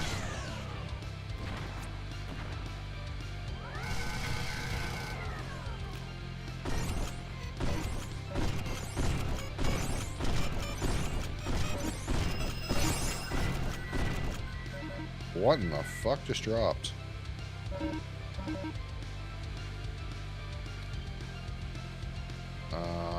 Two spray cans, 2 pop rifles, 2 homings, a sword and axe, an ancient pop gun. What a load of junk.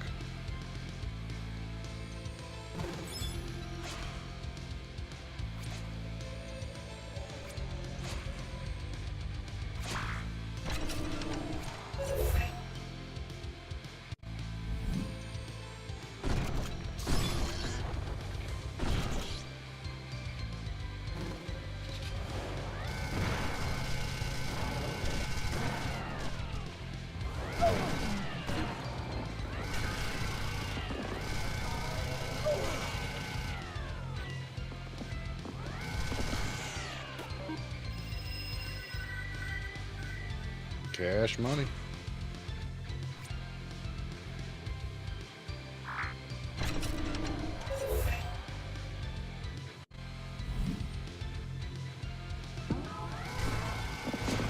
Oh god.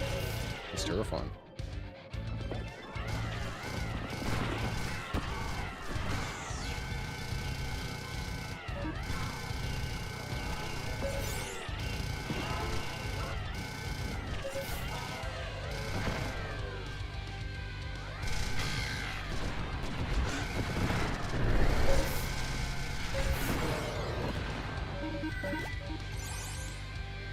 Bounce casing, pop gun. And there's no downside of putting that on there.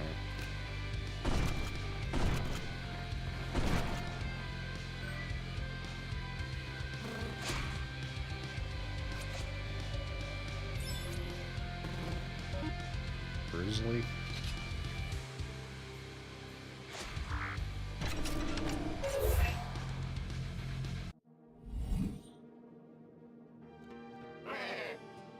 Ancient choke barrel. Välkommen. Välkommen. That's not really good. This is pretty good. Probably take the lifesteal off of it.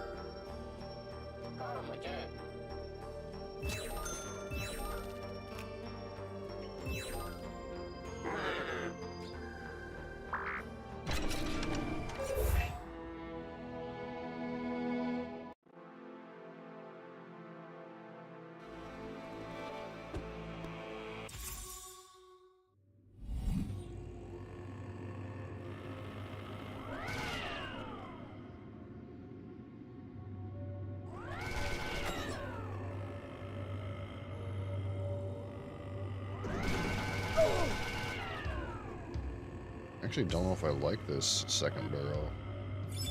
That makes the shots go in a horrible V.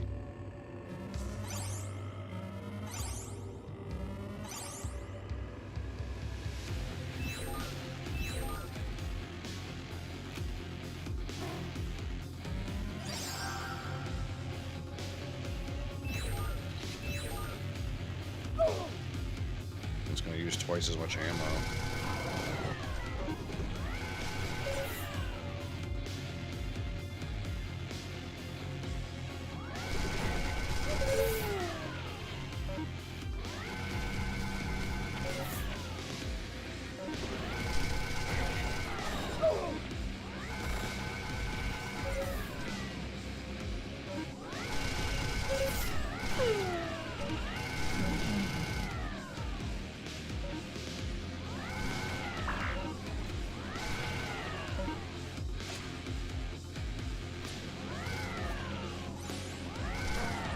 Chainsaw?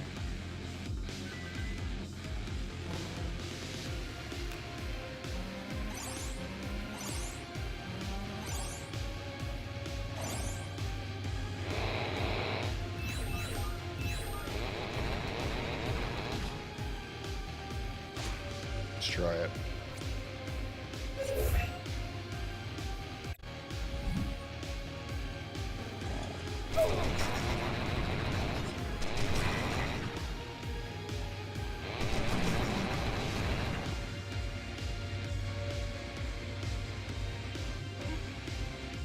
Oh, that's right. This thing is actually not a melee weapon. It's an explosive weapon.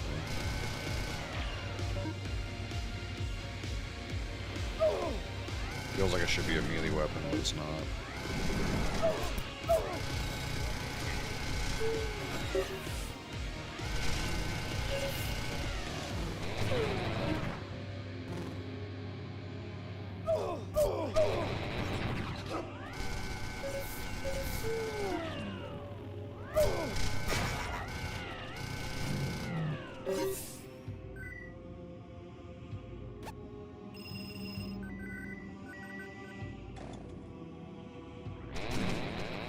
Oh my god.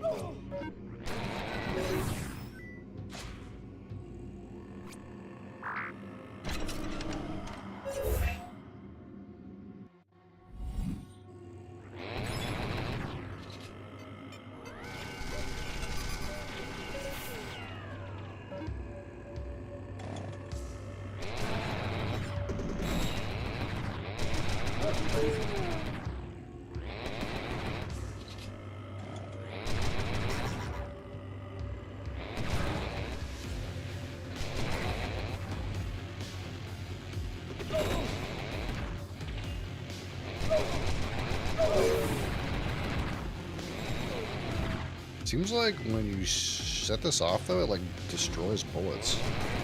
It's like kind of weird. But not little flame bits.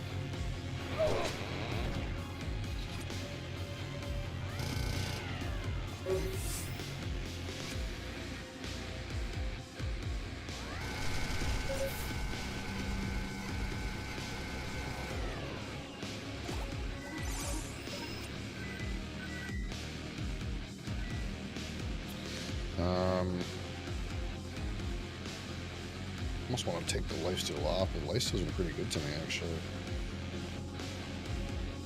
Maybe take the bounce off?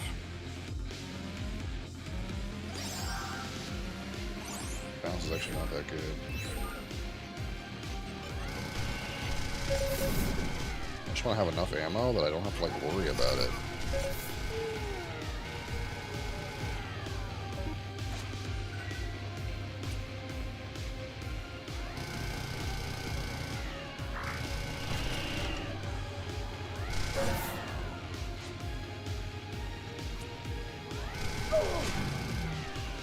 Then I want my other weapon to be like melee, but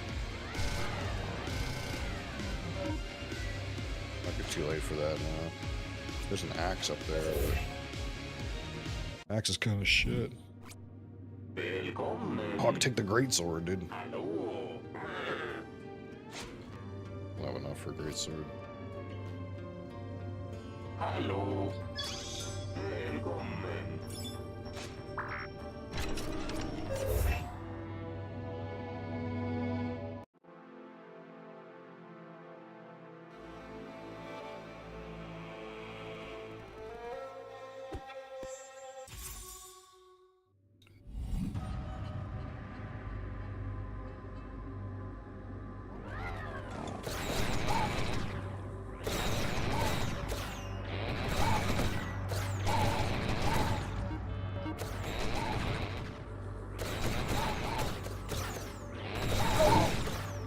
This, then at least does, like, kind of get rid of the spines, but I'm gonna kill myself.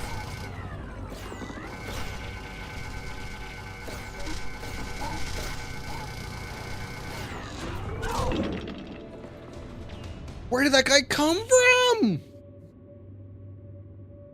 Oh, where did he come from? He wasn't there last time. I walked around that area. He just came out of nowhere. Oh, it's so stupid.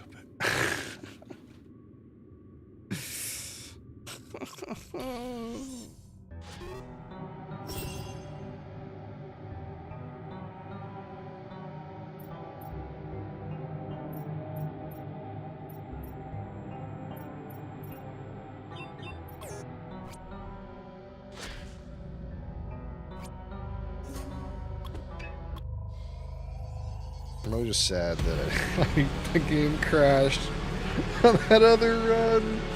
That's what I'm sad about still.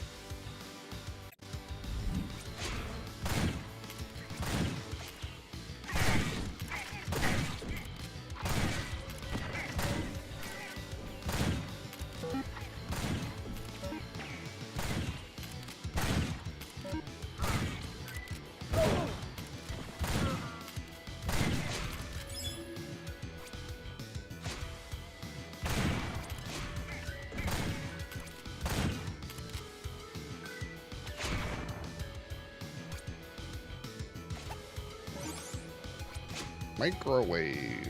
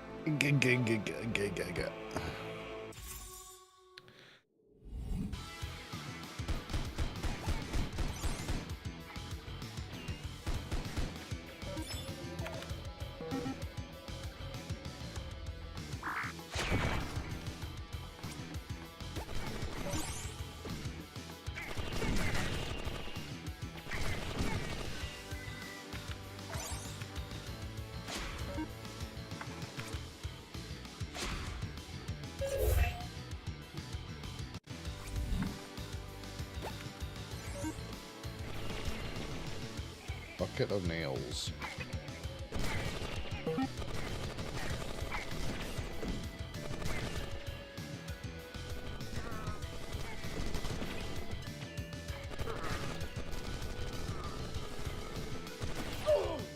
Ow.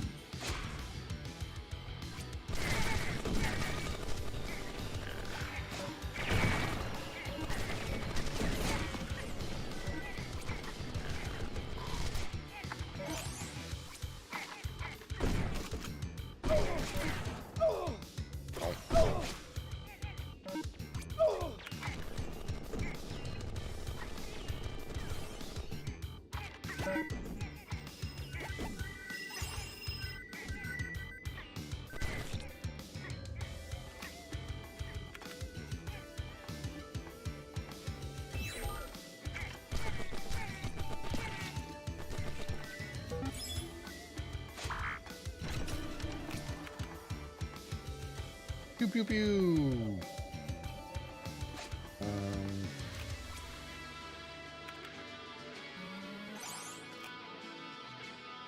No, that's not it.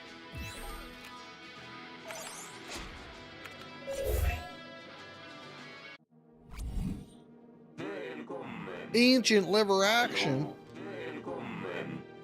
It's ancient.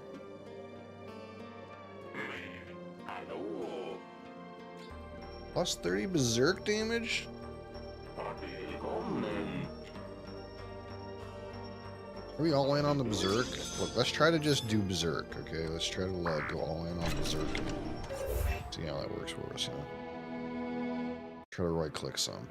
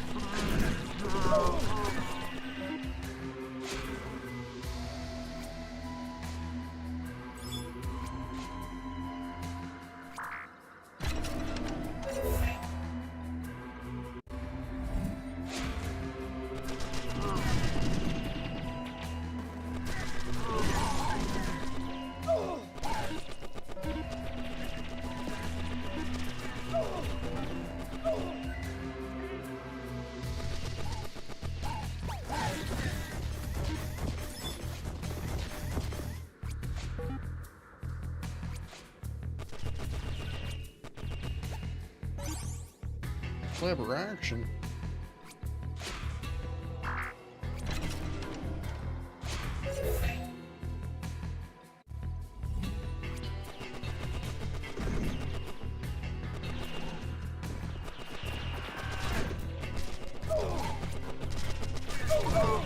Ow.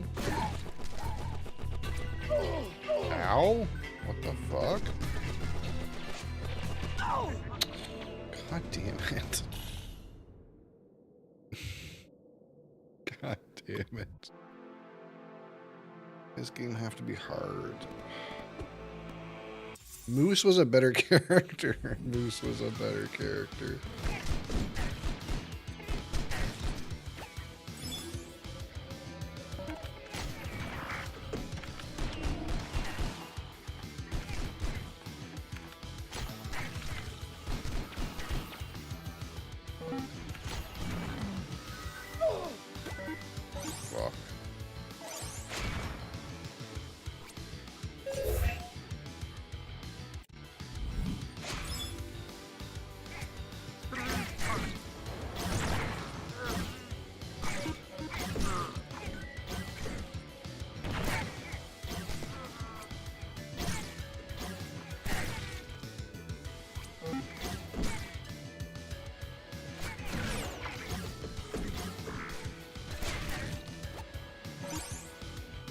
Chainsaw.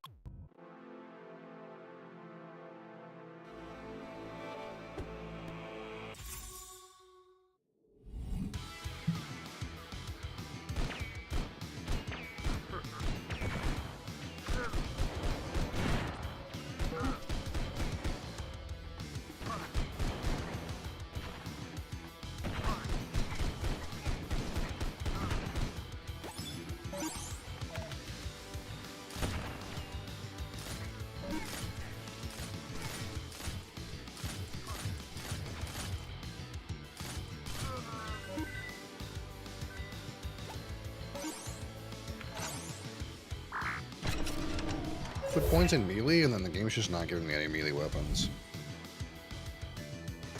Just to spite me, you know?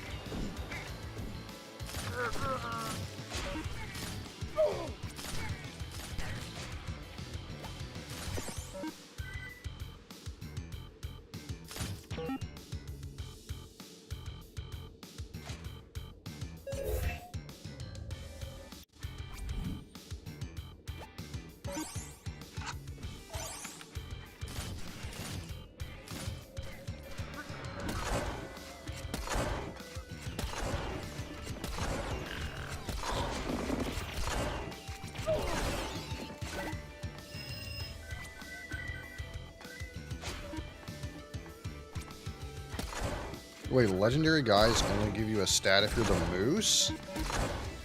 Oh no, no wonder. Oh, the moose is so much better. What the fuck? I thought whenever you killed a legendary monster, you got a stat upgrade, but it's only the moose that gets a stat upgrade when you kill a legendary monster. Oh no, oh no. This character feels way worse all of a sudden.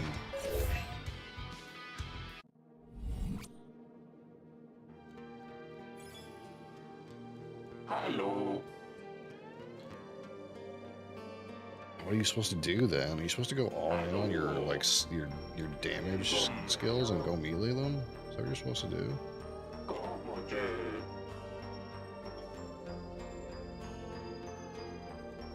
Dash refresh amount. Dash charges.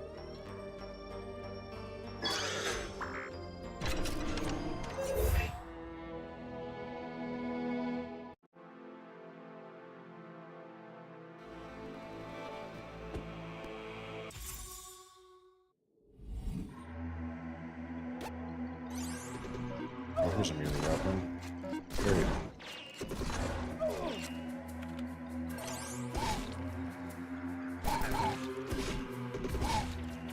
Shit one, but it's one.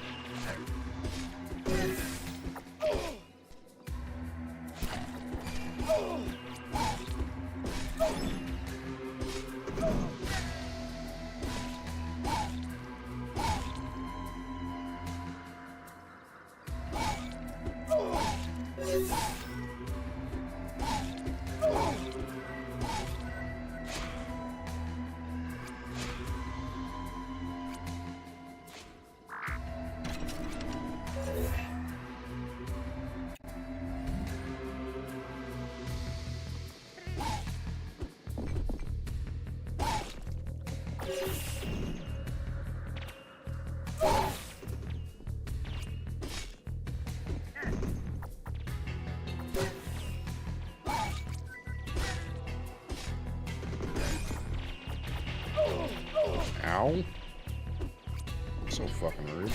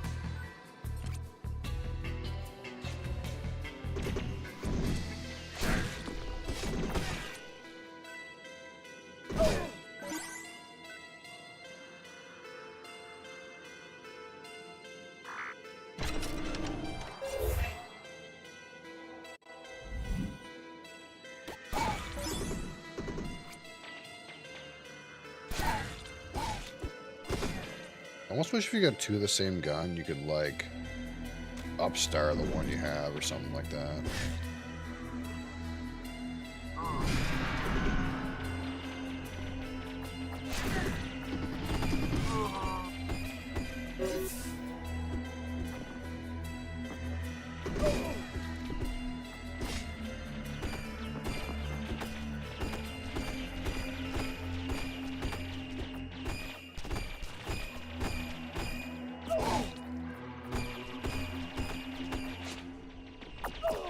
What the hell? I'm trying to dash and it's not letting me do it.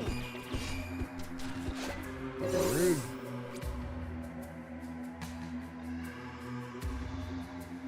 More shit guns.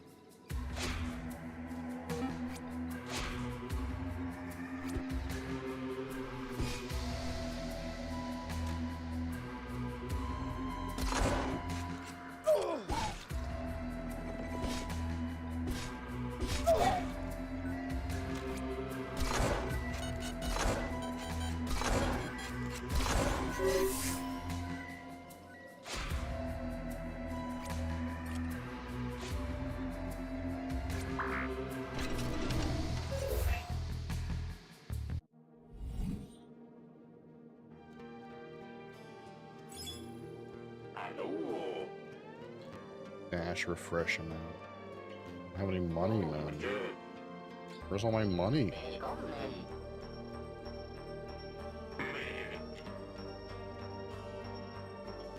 Is my knuckles explosive? Buy an axe? All seems not it.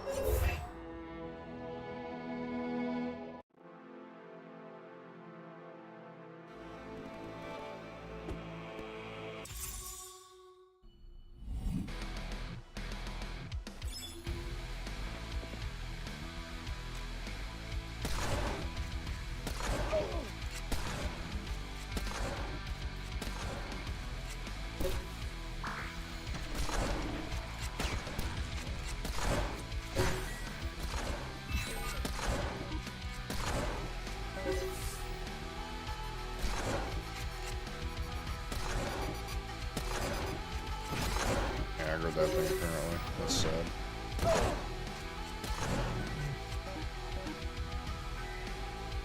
Another one of the same gun.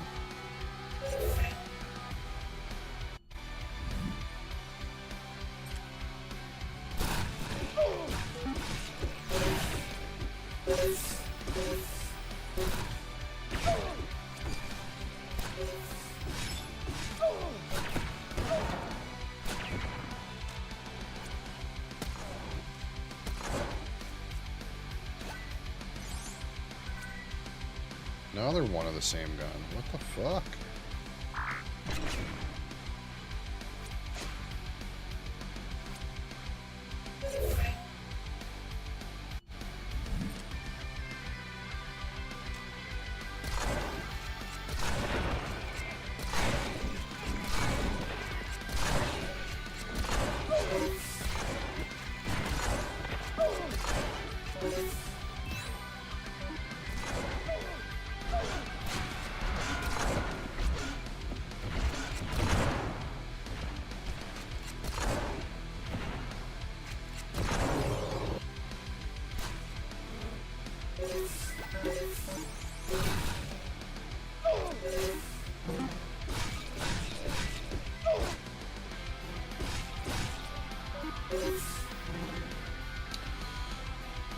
Man, a bunch of guns I don't care about.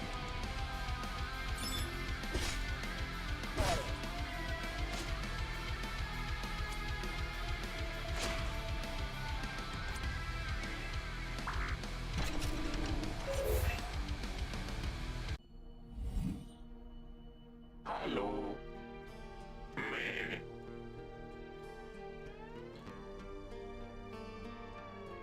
Välkommen.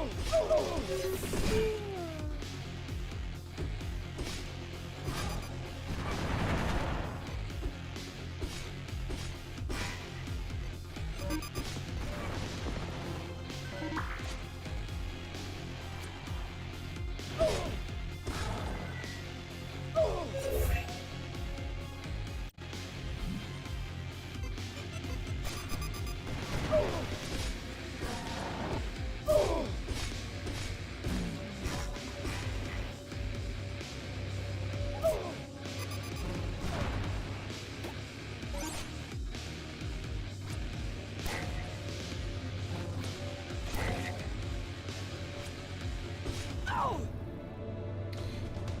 Oh, game's so hard. Game is so hard. I don't know what I'm supposed to do. Game's hard.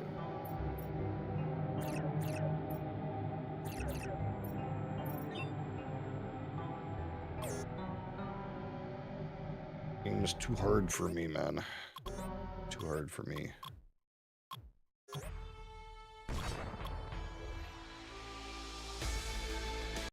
Way too hard.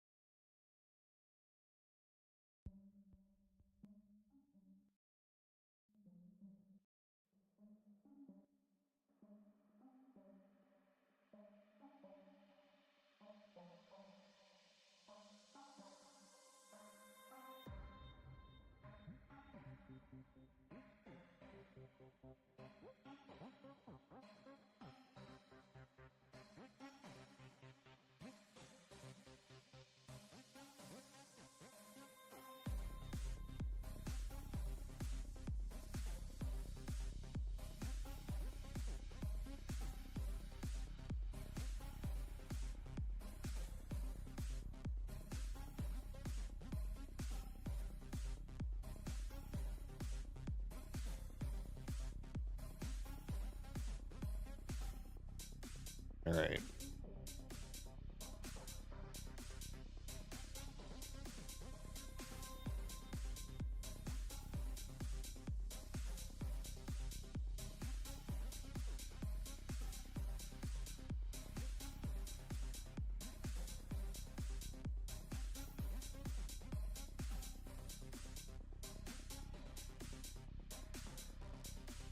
Yeah, I can't tell in that game if I really suck, or which is possible, or if the game has some like weird balance issues.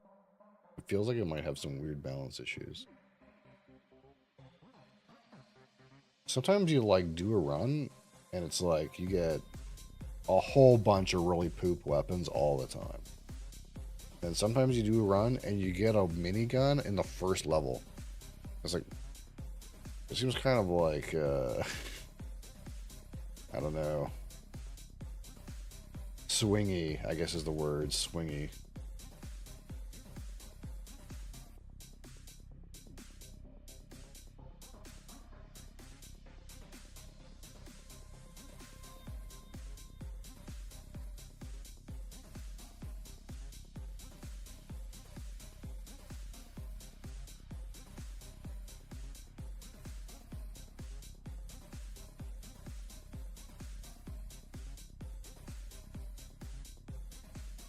This is all fixed.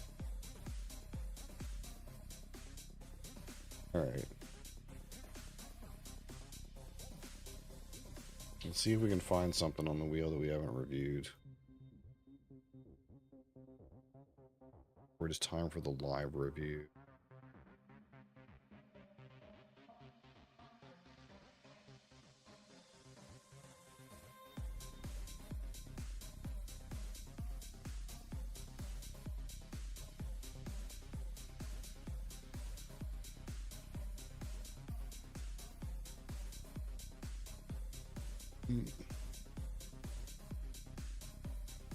I don't think I reviewed that.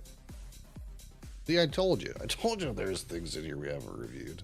We've only reviewed the 15.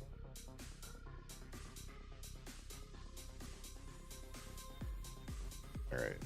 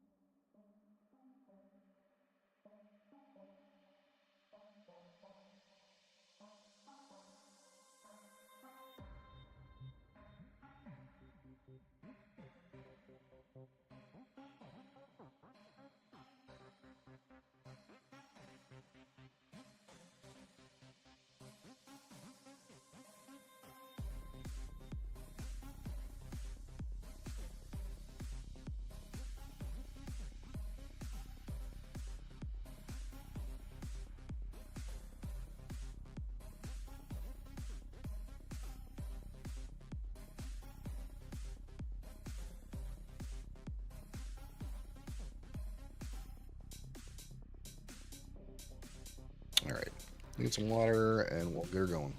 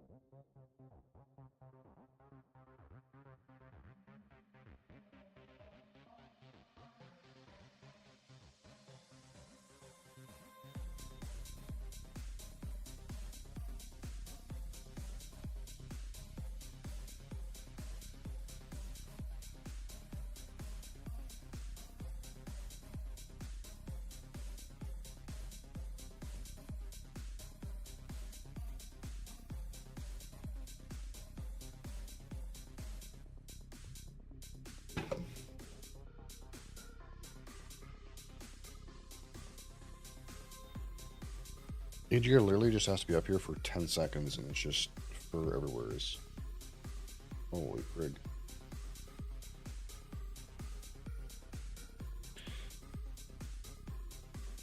Alright.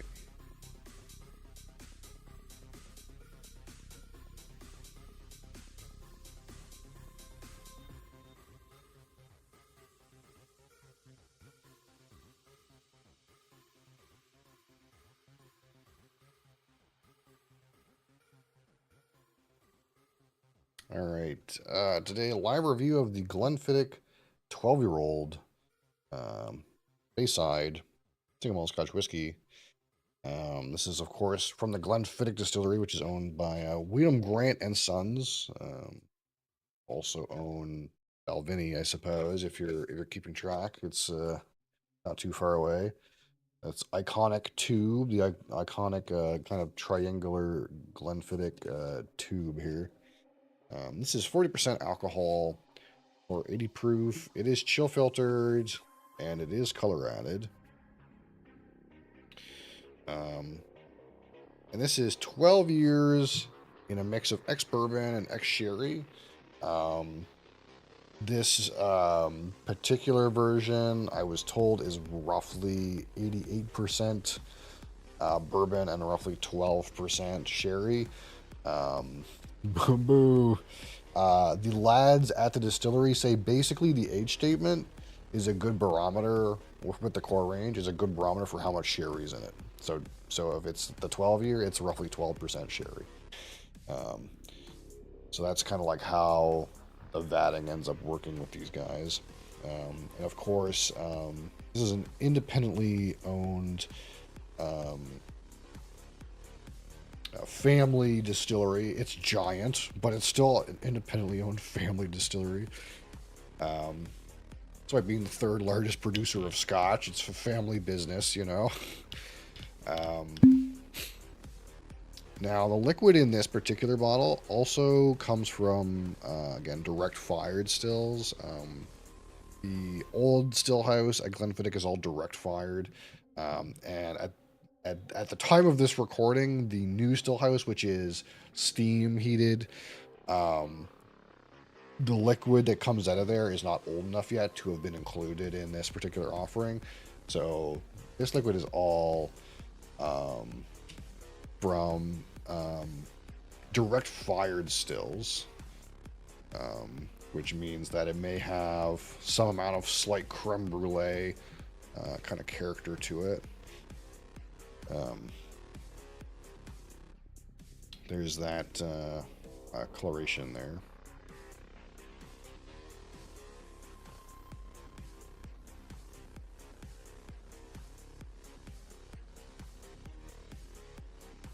Of course, one of the things about Glenfiddich, which is a little different, is when you do a tour of the Glenfiddich distillery, you see they have a whole bunch of really giant fucking barrels, like barrels way too big to be used to mature whiskey in. Really giant barrels. I'm assuming they do this for all of their offerings, but when they marry the whiskey, they marry it in these giant barrels.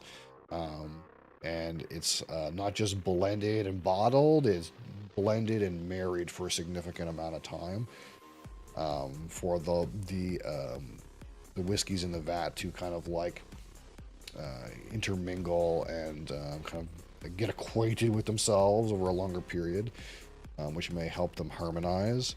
Of course, this is even more so with the 15, where they have a giant vat that has never been empty. So that's the Solera vat, but they also have these other little smaller vessels, but are still giant kind of barrels that they use to marry the whiskey in. And I don't think I've ever seen any other distillery use those.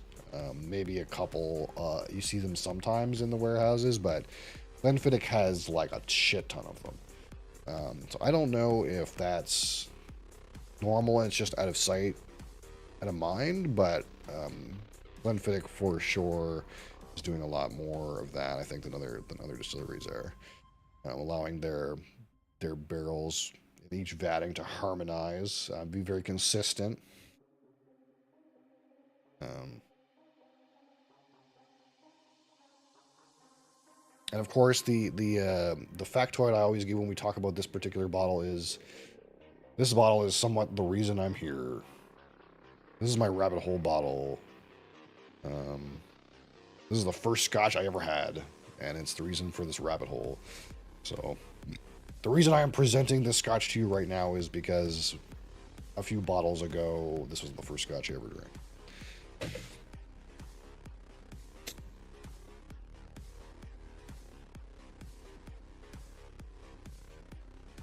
So again, we're going to rate this out of 100, 25 for aroma, 25 for palate, 25 for finish, 10 for texture, and 15 for my personal experience.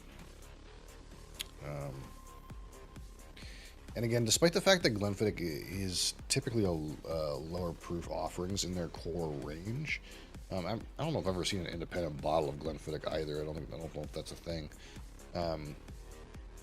The flavor intensity of Glenfiddich tends to be a little bit above other 40% offerings. Like we just had that Aberfeldy 16 yesterday, and to me that was very tame on the palate. And I get the feeling that even this 12 is going to have more flavor impact than that 16-year-old Aberfeldy, despite the fact that they're both 40% alcohol. Just my experience with Glenfiddich is they seem to have some amount of the science down to make flavor impact pretty good. Despite the fact that it's low alcohol. And of course, that's in their interest because they get more bottles out of each barrel. But it's not going to be cask strength intensity, of course. But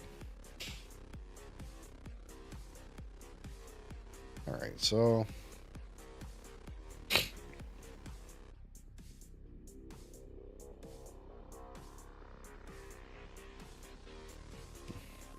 the first thing that jumps right at me is like a fresh orchard apple. And another note that comes with Glenfiddich for me is kind of a yeasty note. Of course, that's a malty note, but with Glenfiddich, for me, it kind of presents very yeasty, like fresh baked bread, bread right out of the oven. This sort of idea, bread dough, less like grainy and malty, and more like fresh baked bread. A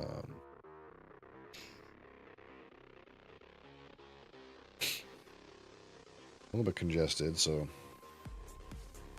shouldn't be too bad, but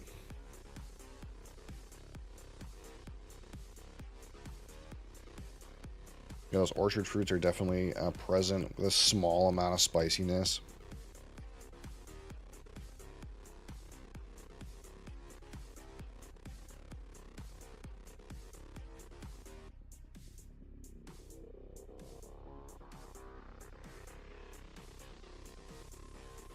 And you have like a slight amount of like dried fruit in the background.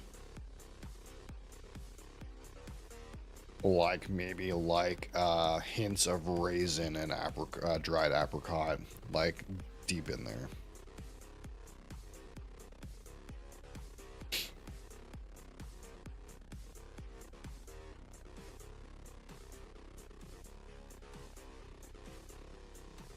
Sometimes I get like a bit of a floral honeysuckle on this whiskey too, but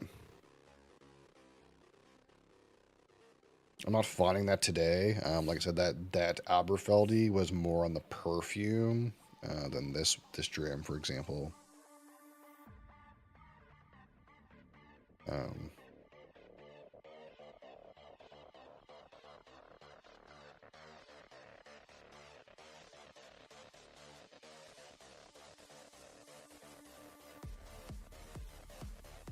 And there's just like a very slight, like very slight hint of like a burnt sugar.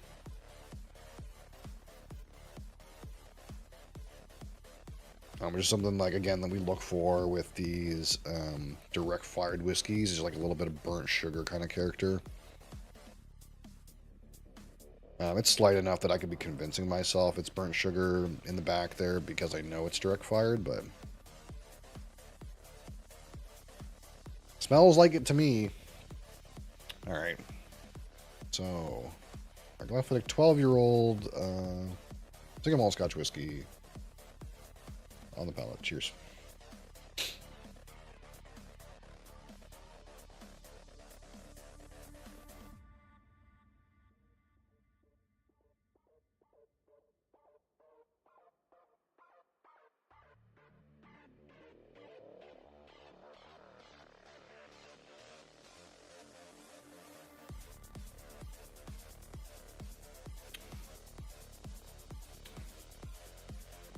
See, the palette for this one is more expressive for me than like those Aberfeldies that we had.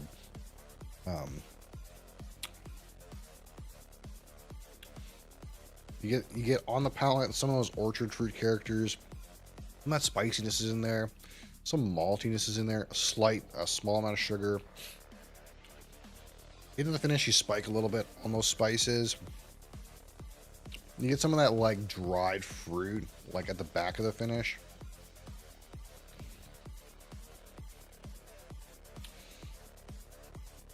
Finish is like maybe medium minus. It's not like the longest thing.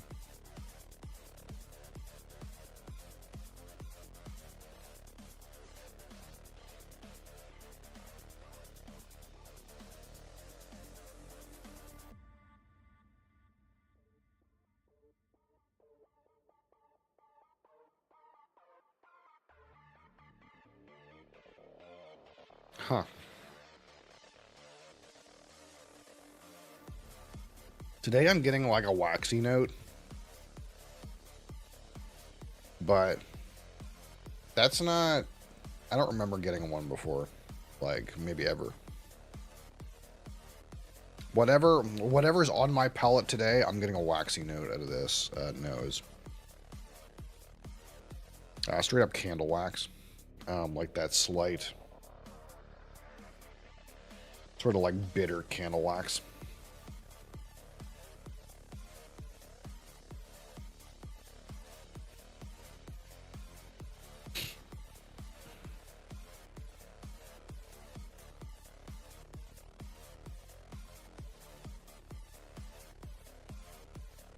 That being said, that initial burst of aromas is kind of like subsided now. And we're kind of mostly left with kind of that yeasty, malty character. A little bit of sweetness. And those dried fruits kind of in the background.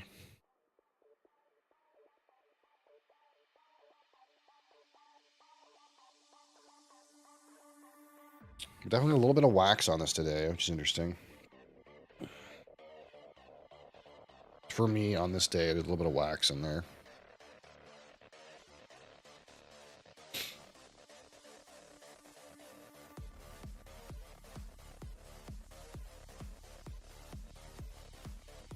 And I'm not really getting like a floral note, which again, sometimes I feel like I get a floral note off this whiskey, but today.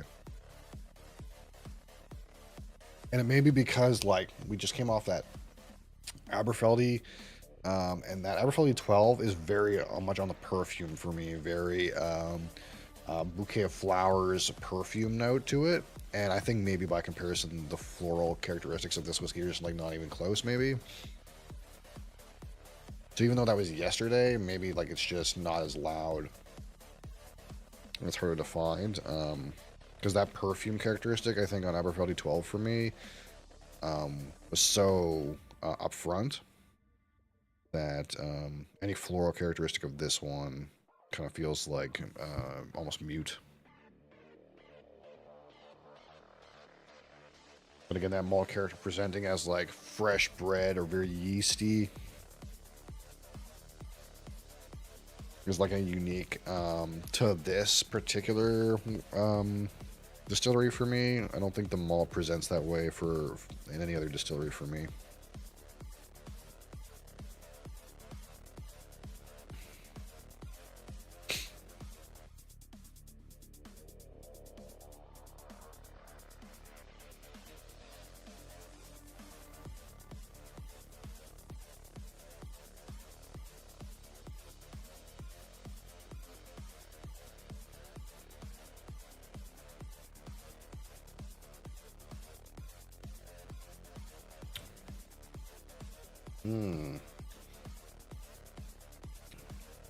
That dried fruit kind of like tickles on the palate a little bit.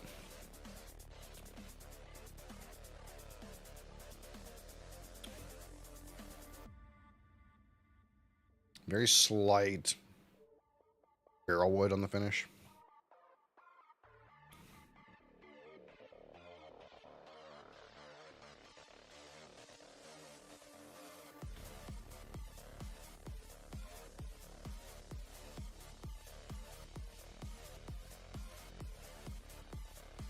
Kind of feels like we have a sip, then we go in and we get some like pretty strong aromas, and then the same ones kind of we've already been discussing. Then after you nose it for a few times, they kind of like just taper down.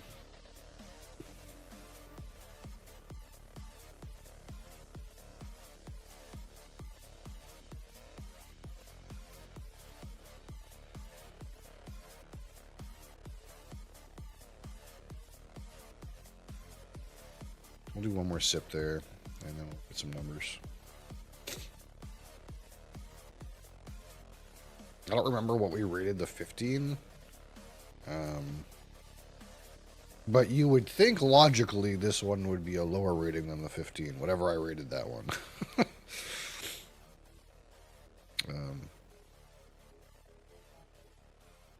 We'll see.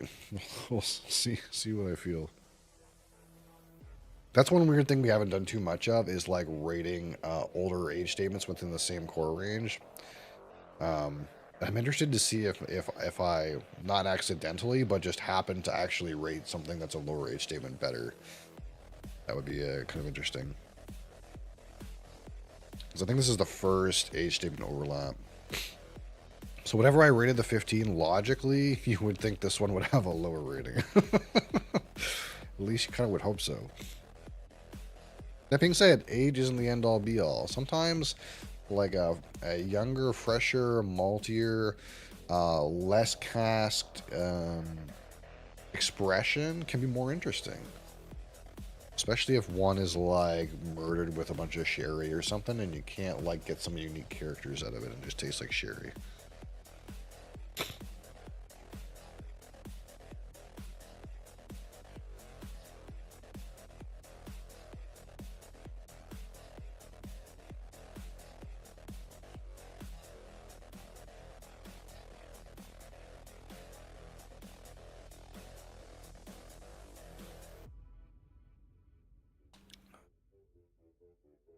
Texture is a little bit on the thin side, but that's kind of like assumed, I suppose.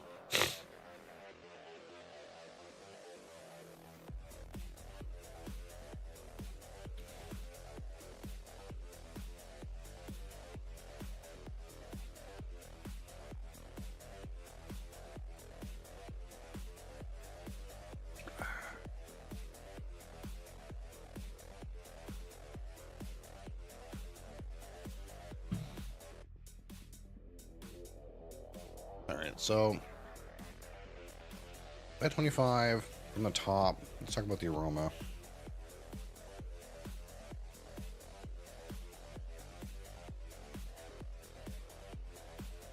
Again, you have like light, kind of like apples and pears, orchard fruit. You have that bready, yeasty, malty note. You have some like dried fruit, like raisin, dried apricot in the back.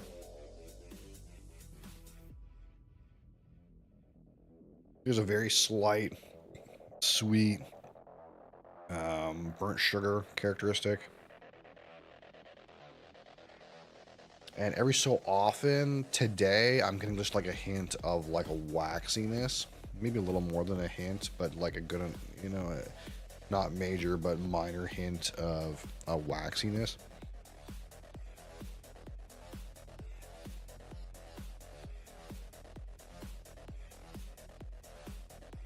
That being said, a couple of the notes are pretty strong, and a couple of the notes are a little bit fleeting.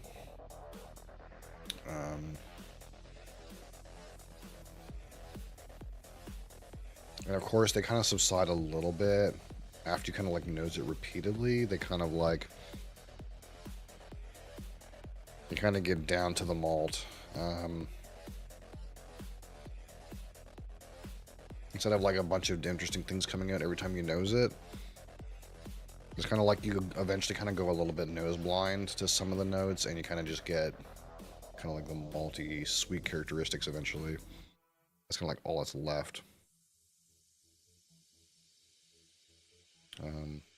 I like the mix though. I like that the sweetness is not overbearing. It's kind of letting some other notes kind of peek out here. But it's not amazing.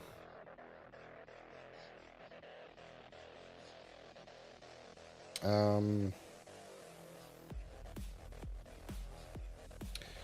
call the aroma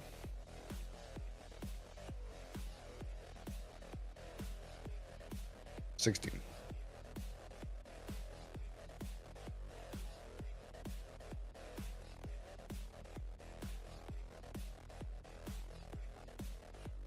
It's got several notes. It's kind of got a mix of intensities.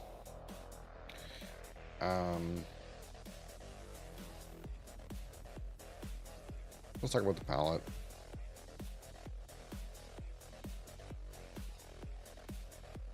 Which actually has a good amount of variability to it. It's kind of like a little on the thin side, but the flavor impact is pretty reasonable.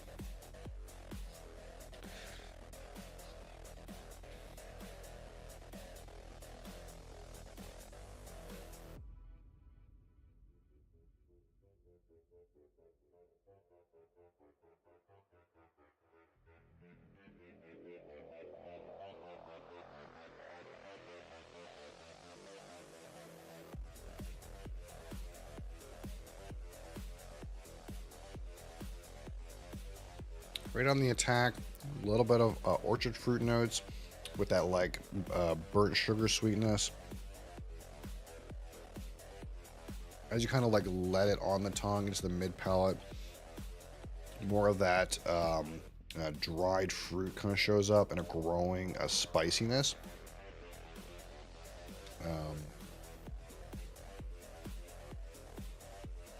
Flavor intensity is like medium. It's not like super loud and cask strength, but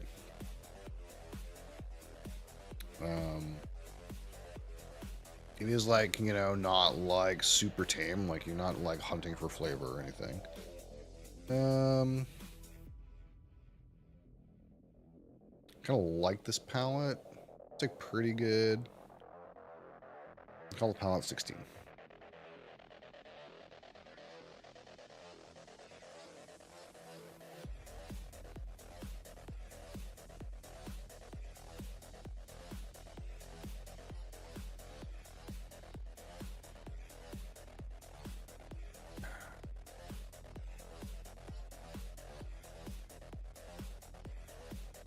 And lastly, the finish, which is not super long.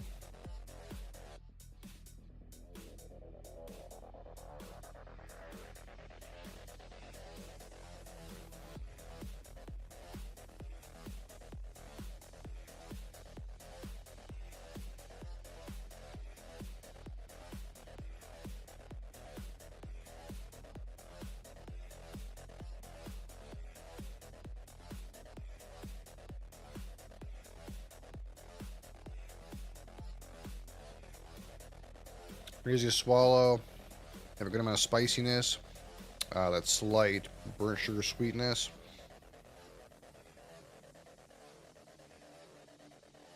Get mostly spicy and sweet. You get a little bit of like bitterness, assuming it's barrel bitter related.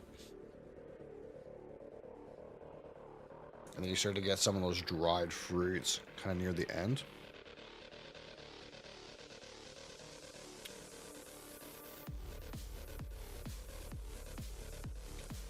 It's not as long as I would like. Give the finish. I want to give it like 14 and a half. I'll give it 15.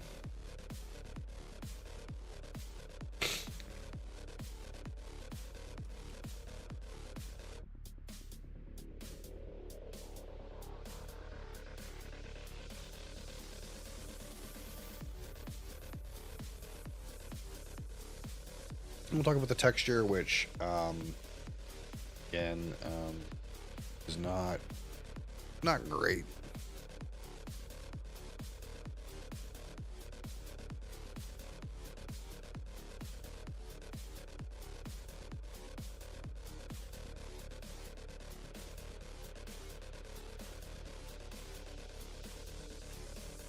I think this is a whiskey that succeeds in providing flavor in spite of the fact that the texture and mouthfeel is not great.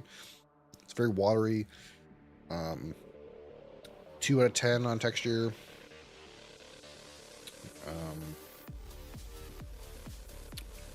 So I'll talk about my. Does Glenfiddich put out any expressions or higher proof bottles? It has some. Most of the ones in the core range are lower on the proof.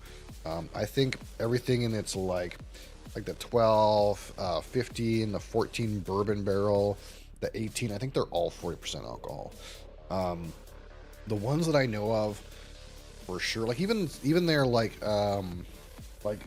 if you remember, that's one of the reasons why we were kind of excited about this Project 20 was because this one is 47% alcohol, which is like high for Glenfiddich's normal releases, right? There's some that are at like 43, some of their special releases. That being said, there is one line that has like actual respectable proofs, like above 46% alcohol. They don't really put out like cask strength things, it doesn't seem. But the sad reality is it's travel retail exclusive. So they have a line of travel retail exclusive bottles called like the Perpetual VAT series, I think, or something like that. And there's like a VAT 1 and VAT 2 and VAT 3 that are different kinds of expressions, and some of them are quite high in ABV, like over 50%, or I think some of them may be cask strength, but they're like 48 plus ABV. But you can only get them in travel retail, which is kind of like, I hate that, but it is what it is. It's how they make money, I guess. What does travel retail exclusive mean? That means that the only place you can get them is at the duty-free shop at the airport. So almost all whiskey distilleries and brands have offerings that are only available at the duty-free store at the airport. And the idea is kind of like, hey, you know, you're traveling, you know, what's to get you to buy something at duty-free? There's exclusive offers, basically. There is bottles you cannot get anywhere else but at the duty-free store in the international section of airports. And Glenfiddich's Perpetual VAT series is one of those. There's almost every brand has some. Like, for example, like there's Lagavulin 8, there's Lagavulin 16, but what you might know is there's a Lagavulin 10, which you can only get the Lagavulin 10 travel retail exclusive. That's just, it's annoying. That being said, a lot of the travel retail exclusive bottles are not the highest quality sometimes. Sometimes they'll put out something special to try to capture some travel retail sales, but it's maybe a little bit to put one over on people who aren't in the know. Sometimes the bottles are like lower proof than normal or lesser quality than normal. Like, for example, I think Lafroig has a PX cask that's travel retail exclusive, but a lot of people say it's not any good. Like, it's actually like sad. So it's hit and miss. Some of the bottles of travel retail exclusive that are like your regular off the shelf stuff are actually just cheaper too. Some of them are more expensive. But there's a lot of exclusive bottles, which if you were someone who lived on the border near a duty-free shop, this wouldn't be an issue. But for me, it's almost impossible to get something travel retail exclusive. So that's, if you're traveling all the time, it's different maybe. And things can happen. Like we know from Ben's experience that he bought a bottle travel retail, and then when he went to go through TSA, they confiscated the bottle even though it was in the duty-free bag. So there's some risk attached to it too, I guess. To some extent, I wish I lived like where, like there's a land crossing out west that has a giant duty-free. And I wish I lived over there because you could just go in and out across the border and buy a couple bottles of travel retail exclusive stuff at this giant Canadian travel retail outlet. But I don't have such luck. But yeah, so there are some Glenfiddichs that are higher proof, but the ones I know are mostly travel retail, which is sad. Give us a cask strength regular release of something. You know? Glenfiddich at cask strength would be so good. I think it would be so good. Even at 46 would be so good. The 40 lets us down a little bit. He bought a bottle of Johnny Blue in his layover. They confiscated it. Yeah, it's so bullshit, man. Really, if it's in the bag and you have all the paperwork, there shouldn't be a problem. But I'm sure there's like, you know, people who have tried stuff. They have like they get their hands on some of these duty-free bags. They try to put something in here and pretend it's duty-free and get through customs or something. I don't know, but they didn't bag it for him. Oh, that's critical error. Yeah, you need to have one of those bags that says it's from a duty-free shop, and have it be sealed, because that's kind of like your guarantee that this shit came from a duty-free. Otherwise, they might even charge you taxes on it. Of course, you have your personal allowance, but yeah. So, at a 15, in my personal experience, you know, it's pretty good. For a 40% alcohol 12-year-old, this is a pretty great offering. I think it's a little up in price compared to some comparable 40% alcohol 12-year-olds, but I think this is doing some solid things for 40% alcohol. It's not super watered down. It's not like a blended scotch where sometimes it doesn't have a lot of flavor. It is still smooth, but provides just enough unique character that it's a little bit interesting. There's definitely some interesting elements in here that are more than just generic Speyside Scotch things going on. And again, the unique characteristics of this bottle, in some extent, are the reason why I've fallen in love with Scotch. So in that way, it's doing some good things, but it's not like doing anything crazy interesting, you know. It's got some fruit, it's got some spice, a little sweet, a little bit of sherry tickle in there. Smooth and approachable. 5 out of 15. Not bad. So if we do the mathematics here, 16 and 16, 15 and 2 and 5 is 54. 54 out of 100. And we call this good. It's good. It's a good whiskey. It's good. So now I'm curious. I don't remember what we gave the 15-year-old, but I feel like it was more than 54.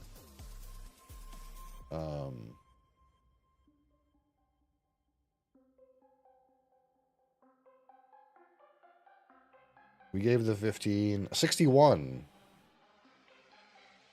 A 61. It had a better aroma. It had a better finish. It had a better texture.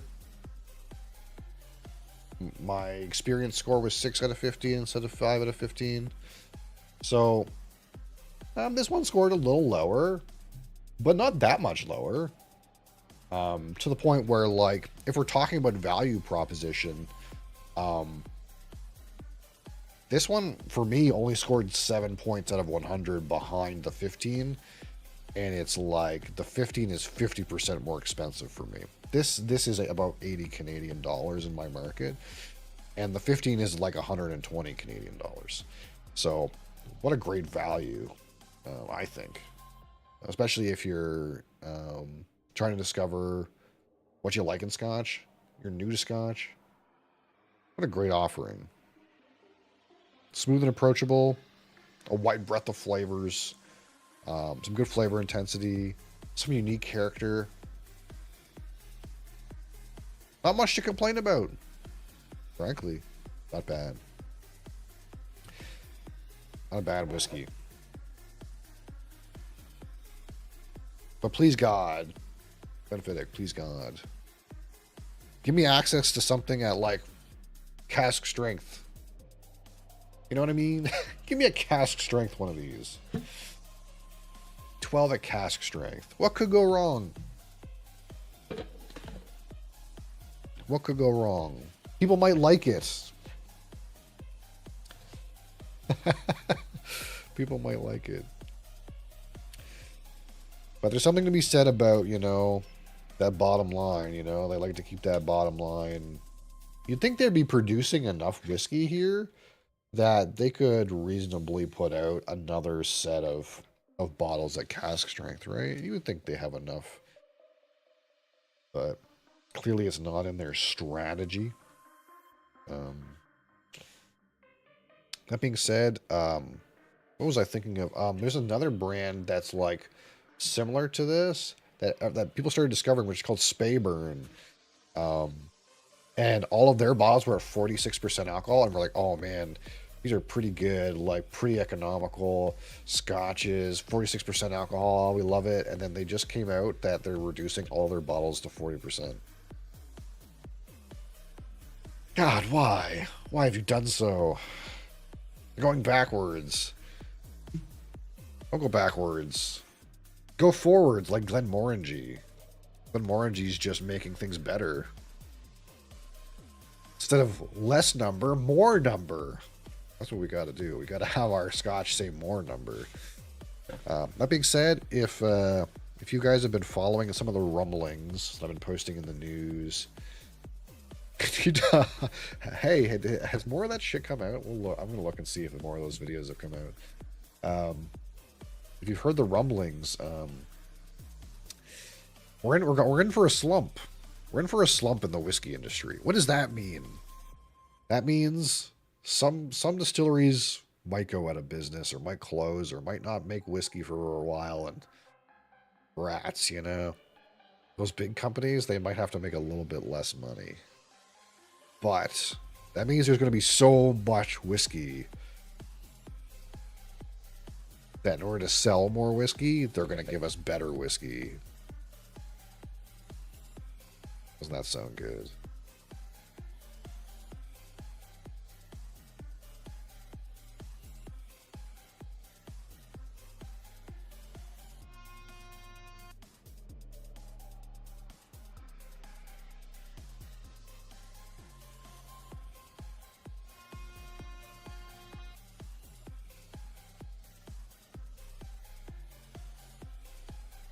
Yeah, they haven't released any more of those videos. There's supposed to be another 6. There's supposed to be another 6 episodes. I don't know when those are supposed to come out, but they released these 1 month ago. It's probably sad. It's probably going to be in like July or something.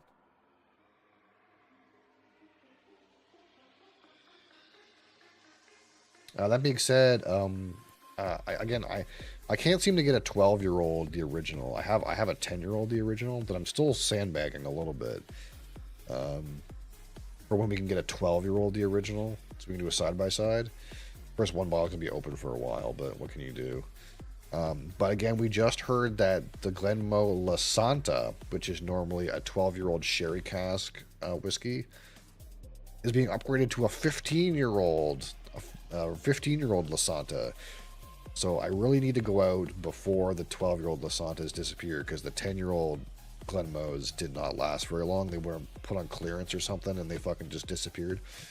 I need to go get a 12-year-old Lasanta so that we have one, so we can do a compare to a 12 and a 15. But I mean, the 12-year-old Lasanta is a great price. It's cheaper than this. So even if they increase the price to the same price as this to make it a 15 Lasanta, add $10 to the price. What a great value. Glenmoe is doing something right. Their numbers are going up. Everyone else's number is going down. Don't go down. Go up. We want the number to go up.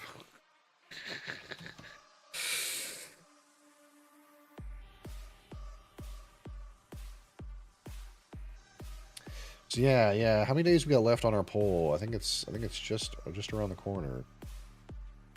2 days left on our poll. And our March community poll. And of course tomorrow I really should do the cabinet. I'm worried if I like put it off till Sunday, I'm not going to do it again. And the whiskey's out of control. So maybe tomorrow cabinet stream, or maybe Sunday cabinet stream, but maybe tomorrow cabinet stream. Maybe we'll just like keep this camera here, and then this camera will go cabinet. I feel like I started, like half of the bottles are off the top of that and stuff like that, but maybe I'll like just point this over here or something. Like we have another scene.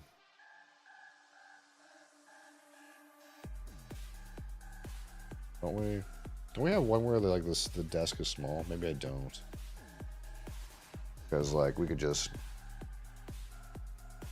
point this over here and then make a little small one of the desk, and then this is zoomed in too for my face, so we could just zoom it out a little bit too. Maybe we'll do that. Something like that. Something like that. Maybe do that tomorrow. That way I'll actually do it. And it might not be that interesting of a broadcast, I'm going to be honest. It's just going to be me organizing bottles in the cabinet. And I'll be available to chat if you want to chat and talk about whiskey. Maybe not that interesting of a broadcast, but it'll get done. And then that will be done. And I can try to do something else.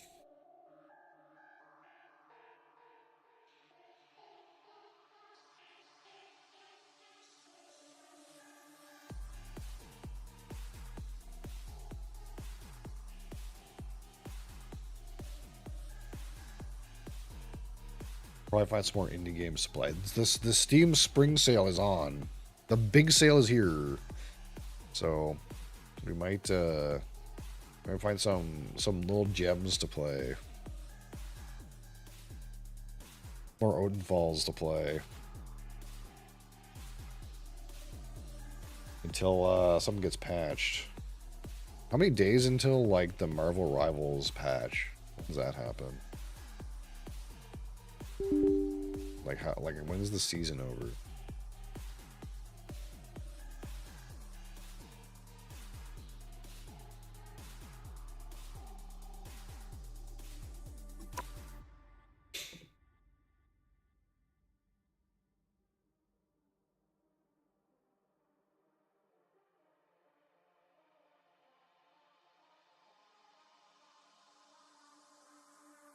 This shader compiling shit again. I don't know what this is. Got it out? Alright, sir. Thanks for being here. Have a great day. Appreciate you.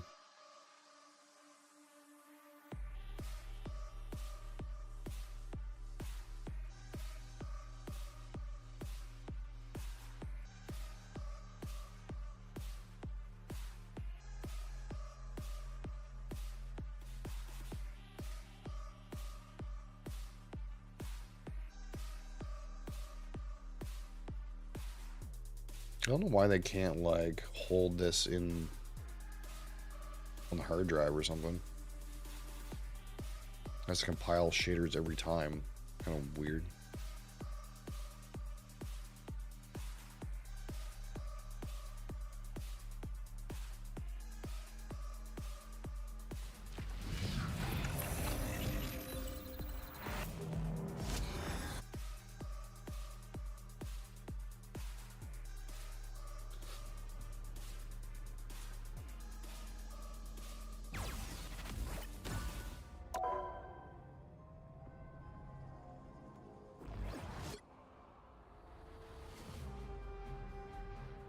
It says 27 days on this. What's left in the battle pass? 27 days. Okay.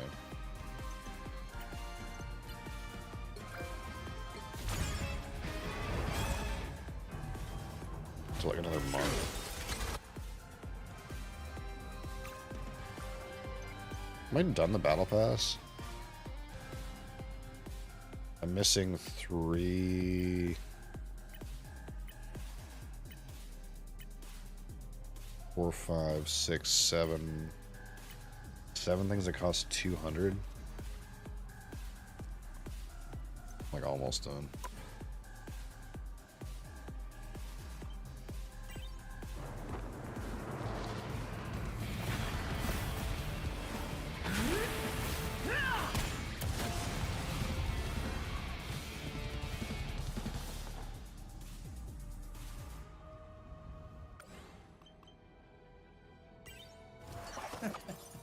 Residential Loki. Wow.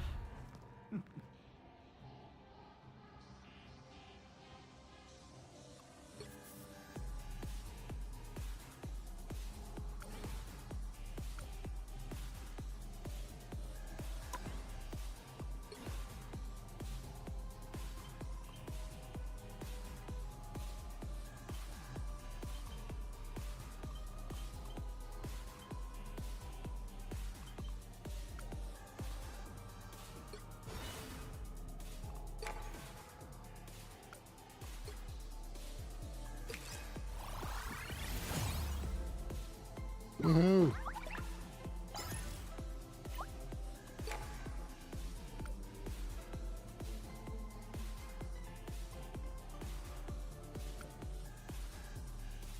Alright. See you guys next time. Thanks for watching. And I'll see you tomorrow. Have a great day. Peace!